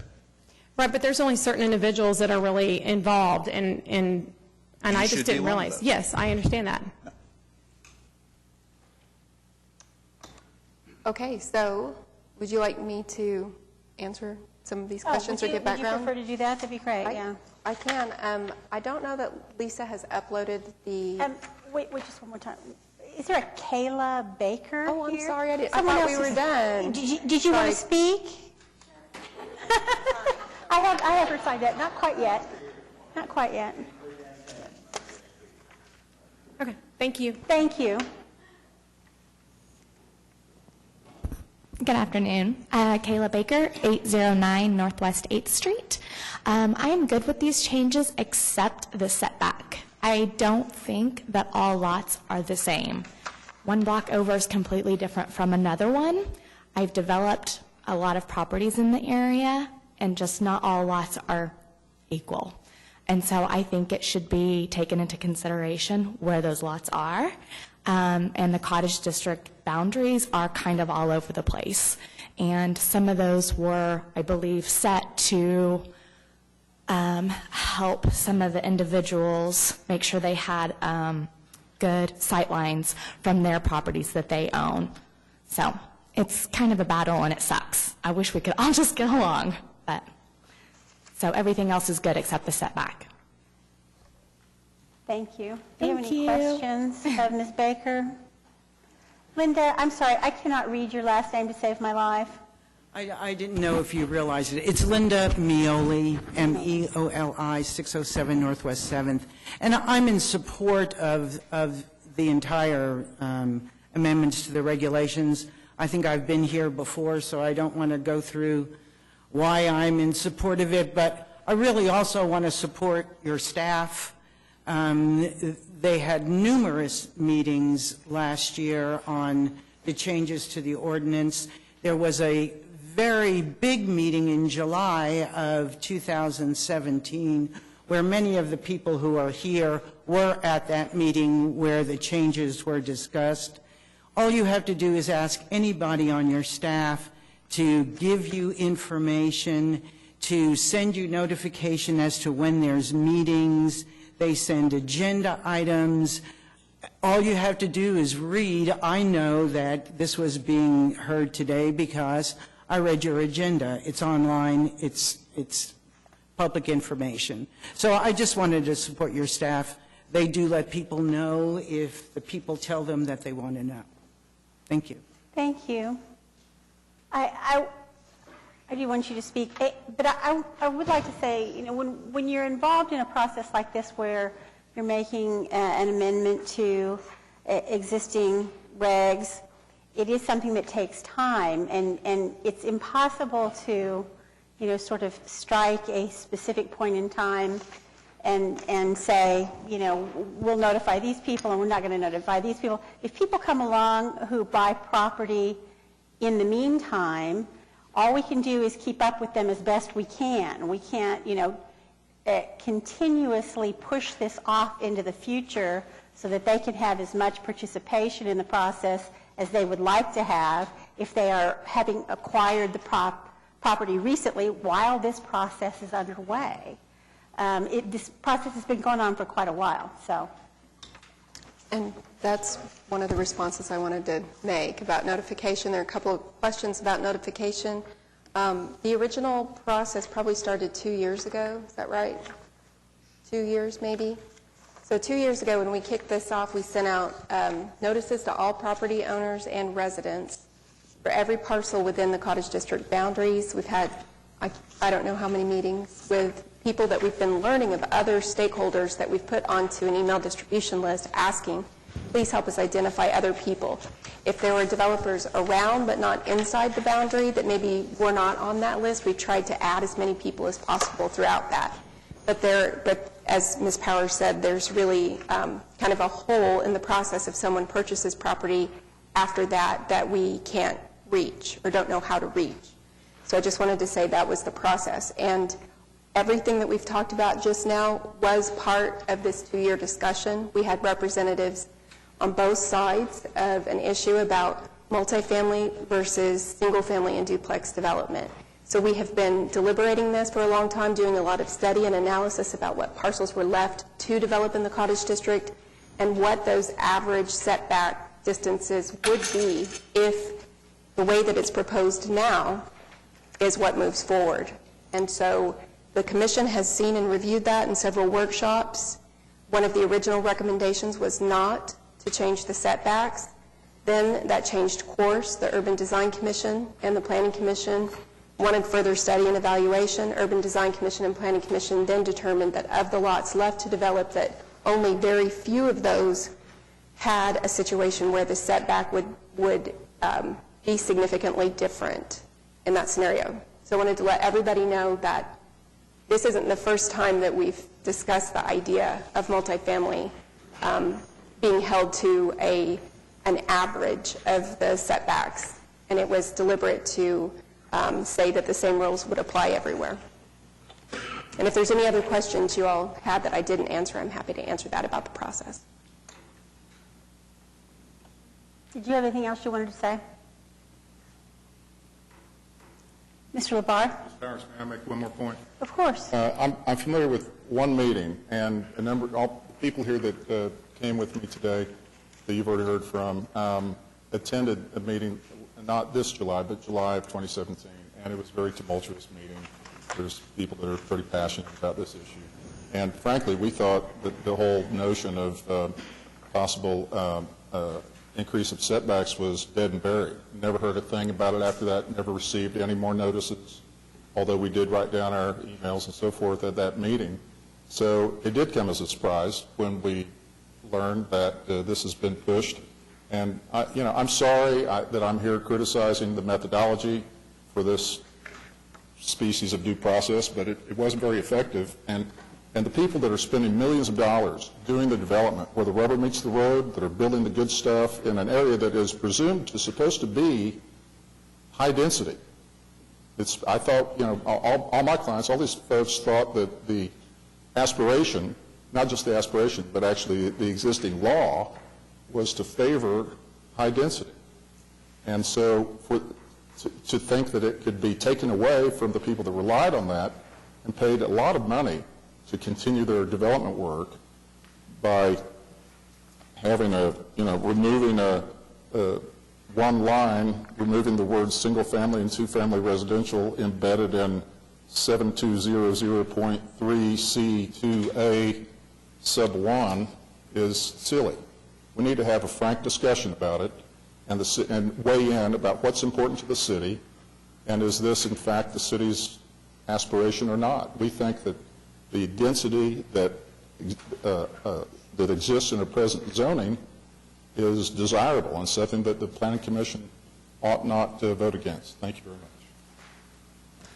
much. Can I ask, Aubrey, could you explain to me what this difference between the existing law as far as the setbacks specifically, between what's being proposed and how the law exists now, and then what is the direct impact on multifamily? Depending on the street that you are on, multifamily would be held to the same standard of single family, where you'd have to be within the range of the setbacks of the existing buildings on that street. And the range is determined by the existing development, and it differs. So from street to street, a multifamily development may be set back further than the original requirement, which was 10 feet. 10 feet was the setback. And they could go further than that. You had to build to it was part of the issue, right? Yes, that was just 10 feet was the max setback prior to making this change. Now this change may push their setback further from 10 feet. So the discussion that we've had throughout this deliberation was, where would a setback of multifamily be significantly further than the adjacent developments that were to the side of it? And that was the opposition, is that a setback that had a very steep differential between properties is not a desirable characteristic. If you own a home and something else is sticking out, blocking your view, or just seems to kind of encroach on your front yard space, It just feels awkward. So just for clarification again, if I am in a neighborhood that has a setback of 10 feet, and there's a vacant lot next to me, they can do the 10 feet, but if I had one that was 20 feet, they have to meet the 20 feet. It'd have to be within the range, and there's a rule in there, if you don't have enough properties to establish the range, then that's right, you have to have at least 2 to establish a range. So it wouldn't just be I have to meet the setback of that one property. But that was all taken into consideration to try to get some sort of consistency, uniformity in development. And there are very individual analyses that we have done to really pinpoint where would those conflict points be, which parcels are going to experience that greatest conflict. And of those parcels, how far back would the setback be required to be if it were developed? So when we really broke this down and talked through it site by site, it was a few properties, but not a whole lot of properties. So for the overarching kind of consensus, it was that this was a compromise to try to keep some consistency in the neighborhood. That's the genesis of the conversation.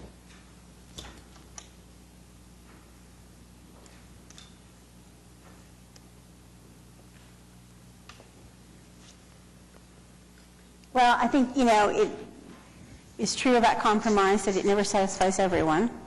And, that's always going to be the case here. This has been a discussion that's been ongoing for a very long time.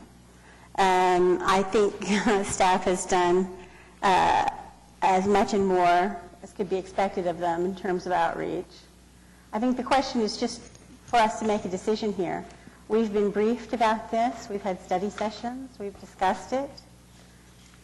This is the direction we gave staff about what we wanted, where we wanted to go with this, what we wanted to see.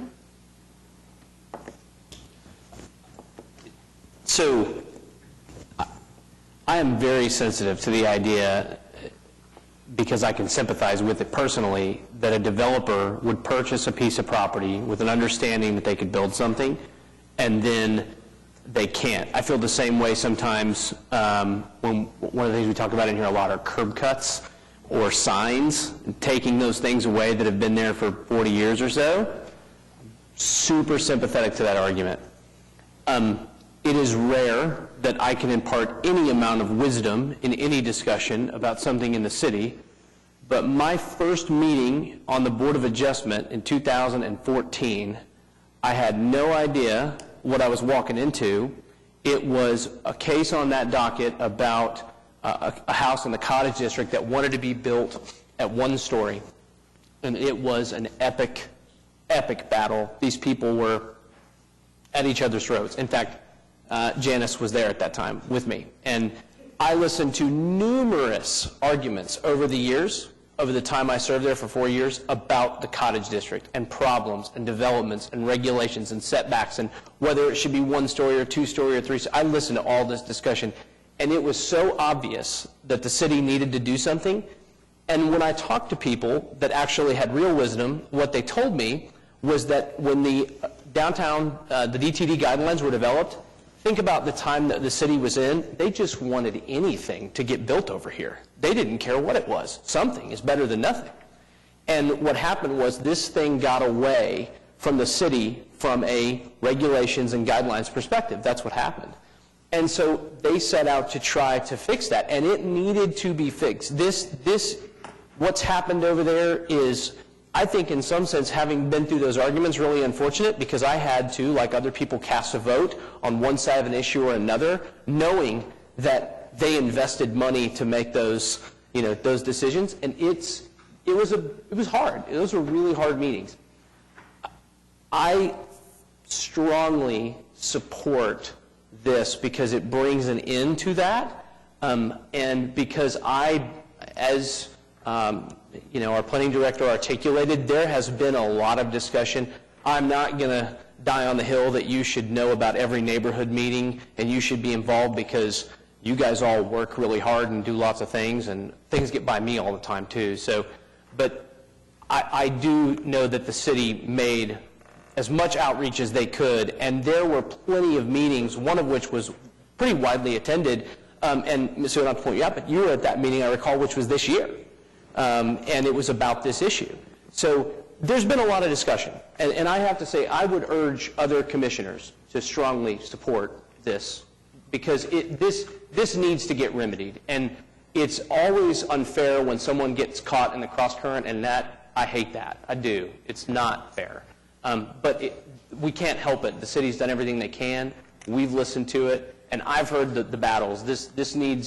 These regulations need to be in place to provide certainty for the future. So I would encourage and urge you all to support this. Is that a motion? I was the second one to talk, so I hate to do that. And Asa hit his button.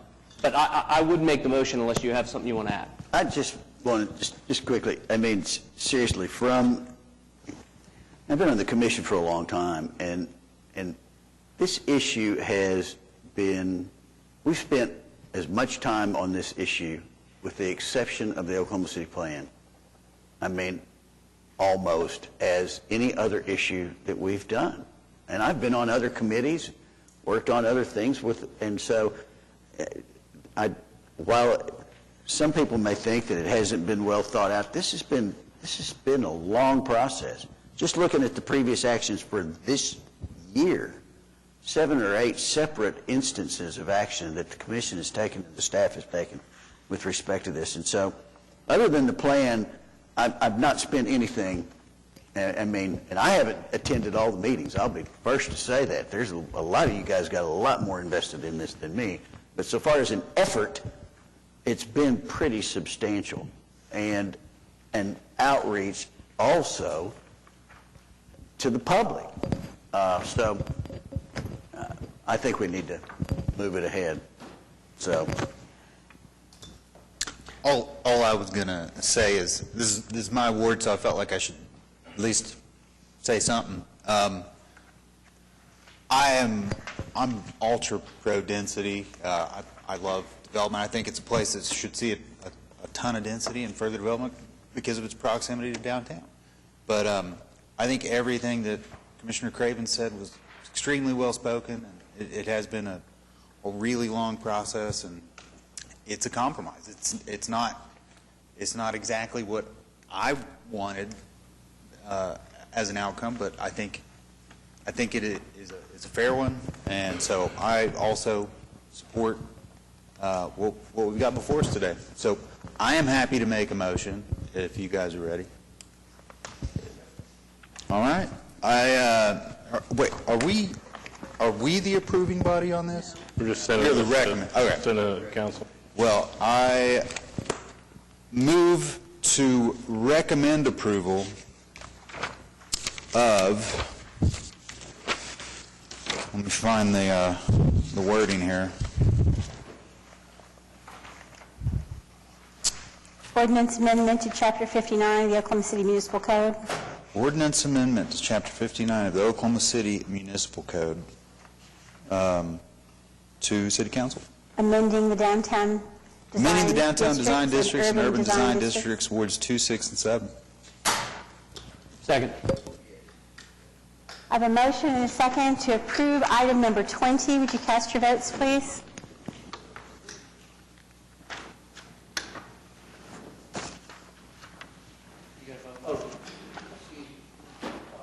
It is approved.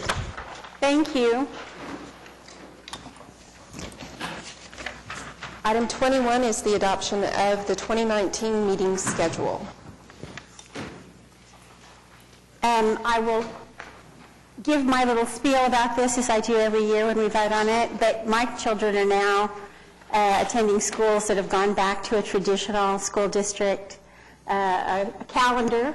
For some reason, the districts decided they're going to have real summers again, and so whether we have one meeting in June and one meeting in July and 2 in August, or 2 meetings in June and 1 in July and 1 August no longer matters to me. So I will defer to those of you, if there are any, who have school-aged children and to whom it might matter when we take our vacation.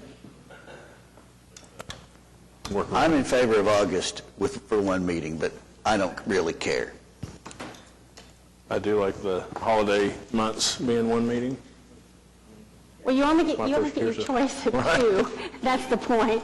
You either get June and July, or you get July and August, one way or the other. Can I make maybe a incredibly unpopular suggestion? If you suggest 2 meetings in the summer, we're going to run you out. No, one of the things that's always bothered me is that we meet in the middle of the day. Is there any chance? No, stop talking. Other cities meet in the evenings when people can attend without taking off out of their day, which I think is a more fair way to have these. Then you're going to pay staff overtime to be here. JJ, the question that I have about, and thank you. I think it was fair to bring up. Thank you for that input. Thank you for that input, Commissioner. Are we changing our filing deadline spans here at all? No. So we're not giving ourselves any more time to process applications? No, the same they've always been. Okay, and we're okay with that, are we? Really? Okay. Because I thought we had kind of talked about whether we might need to do that. You're feeling comfortable with where we are? If you want to discuss that at some point, that's fine. I think we should adopt these as they are. Okay, all right. So, I'll take a motion. So we're approving it with the 2 meetings in August, is that correct? I have no opinion about that. Looks like it, 8th and 22nd. Okay. I'll make a motion to approve the schedule of regular meetings for the Planning Commission for the 2019 year. I have a motion, a second, to approve the schedule of regular meetings as proposed. Would you cast your votes, please?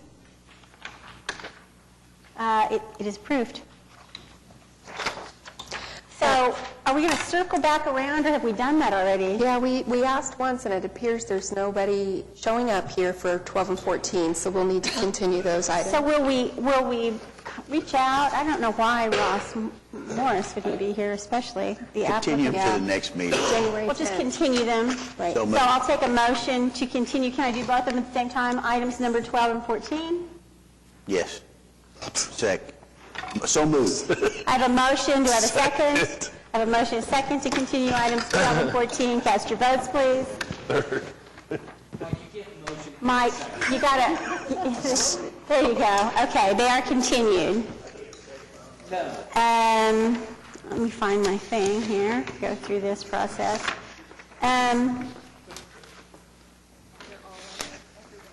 Okay. So, additional items, communications and reports, planning commission committees, of which we have none at the moment, but we're going to have soon because we're going to start our code thing. Planning commission members. Happy holidays. I have one thing or 2 things. I hate that Lisa left because I didn't get a chance to thank her again for her work on this. So please, she did do a wonderful job. I hope she didn't leave here thinking that she didn't, because she did a wonderful job. Second thing, since it's a Ward 8 matter, I wanted to thank members of staff. I know Janice attended. I know Susan attended. Aubrey attended. JJ was there. Who else was there? Eric Winger was there. There was, if I forget him, but came to a neighborhood meeting that was pretty high attended by residents out in Piedmont, Ward 8, over an issue. So thank you for taking the evening to come out and do that. I think it showed that the city really is interested and does care about concerns of residents. I think it was well received, and I know Mark Stonecipher echoed that after that meeting. So.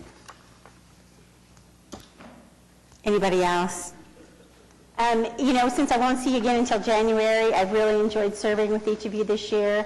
It's been a pretty good year. We've done pretty well, and I think, we're off to a good start for next year. What day is the workshop again? I'm sorry? January, the workshop again? Our January workshop, I don't have that date right here in front of me. I just want 20-something, 25th, is it? Okay. I just remember thinking I need to put that in my calendar. I would really encourage all of you to attend. I know we talk about it, that it's training, like it's only for new people, but that's really not true.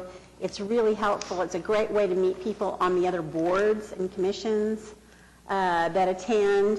Someday we're going to get the Traffic Commission there so we can actually interact with them. And it's really worthwhile. So I would strongly recommend that you find time to do that. Janice, that's January the 25th. 25th, I thought that was right. Yep. Planning Department. I wanted to give you all an update on the code update process. We did issue the RFP to hire a consultant to help us with that next phase of the code update. It went out on December 5th. It closes on January 9th. We will be holding interviews with consultants in February, and we expect to have a consultant under contract in spring of 2019. So one of the first things that we're going to do with the consultant is come up with the strategy to tackle it, to eat the elephant one bite at a time, which means we have to come up with our public outreach strategy, our committee and focus group structure, those types of things. One of the things we know for sure is the Planning Commission has already identified people that want to participate on a Planning Commission committee. And so that will be an established committee at the get-go. We also think we'll probably have some sort of an oversight committee that has representatives from Planning Commission, City Council, other developers, things like that, which was how we did our Plan OKC process, so that we have a consistent representation that can kind of check along the way that how we're working on things and the direction we're going, at least have a group or a body to represent thinking about that. So as we move forward, I just want to say thank you for being involved in that, and I'm really excited about it. And I know it's going to take some time, and it's frustrating to think about how we want it today, but it takes what it takes, and the public process is a really important part, as we saw from the people who came today. We did have everyone who had signed up on these sheets today on our email distribution list. We checked it. So I think that a lot of times it's really hard to recognize when a piece of mail comes in that you don't recognize what that envelope is. It might be automatically thrown away because it looks like trash, or an email gets blocked because it's in a mass email list and it goes to somebody's junk mail. Things like that do happen. But I wanted to reassure this group that we try really, really hard to get the word out as best as we can and to notify everybody possible. Okay. There are a lot of things that we don't do very well, but outreach is not one of them. I think, we make more of an effort, and we're getting better at it all the time, but we're pretty darn good at it. So if people don't check their emails, I don't think we can be held responsible for that. We do everything. Speak for yourself. Development services, municipal counselor's office. Nobody suing us lately. Citizens to be heard. Other business. Adjournment. So moved. Second. Motion is second to adjourn. All in favor say aye. Any opposed? Happy New Year. We're going to sing Auld Lang Syne later out in the hallway if you want to come join us.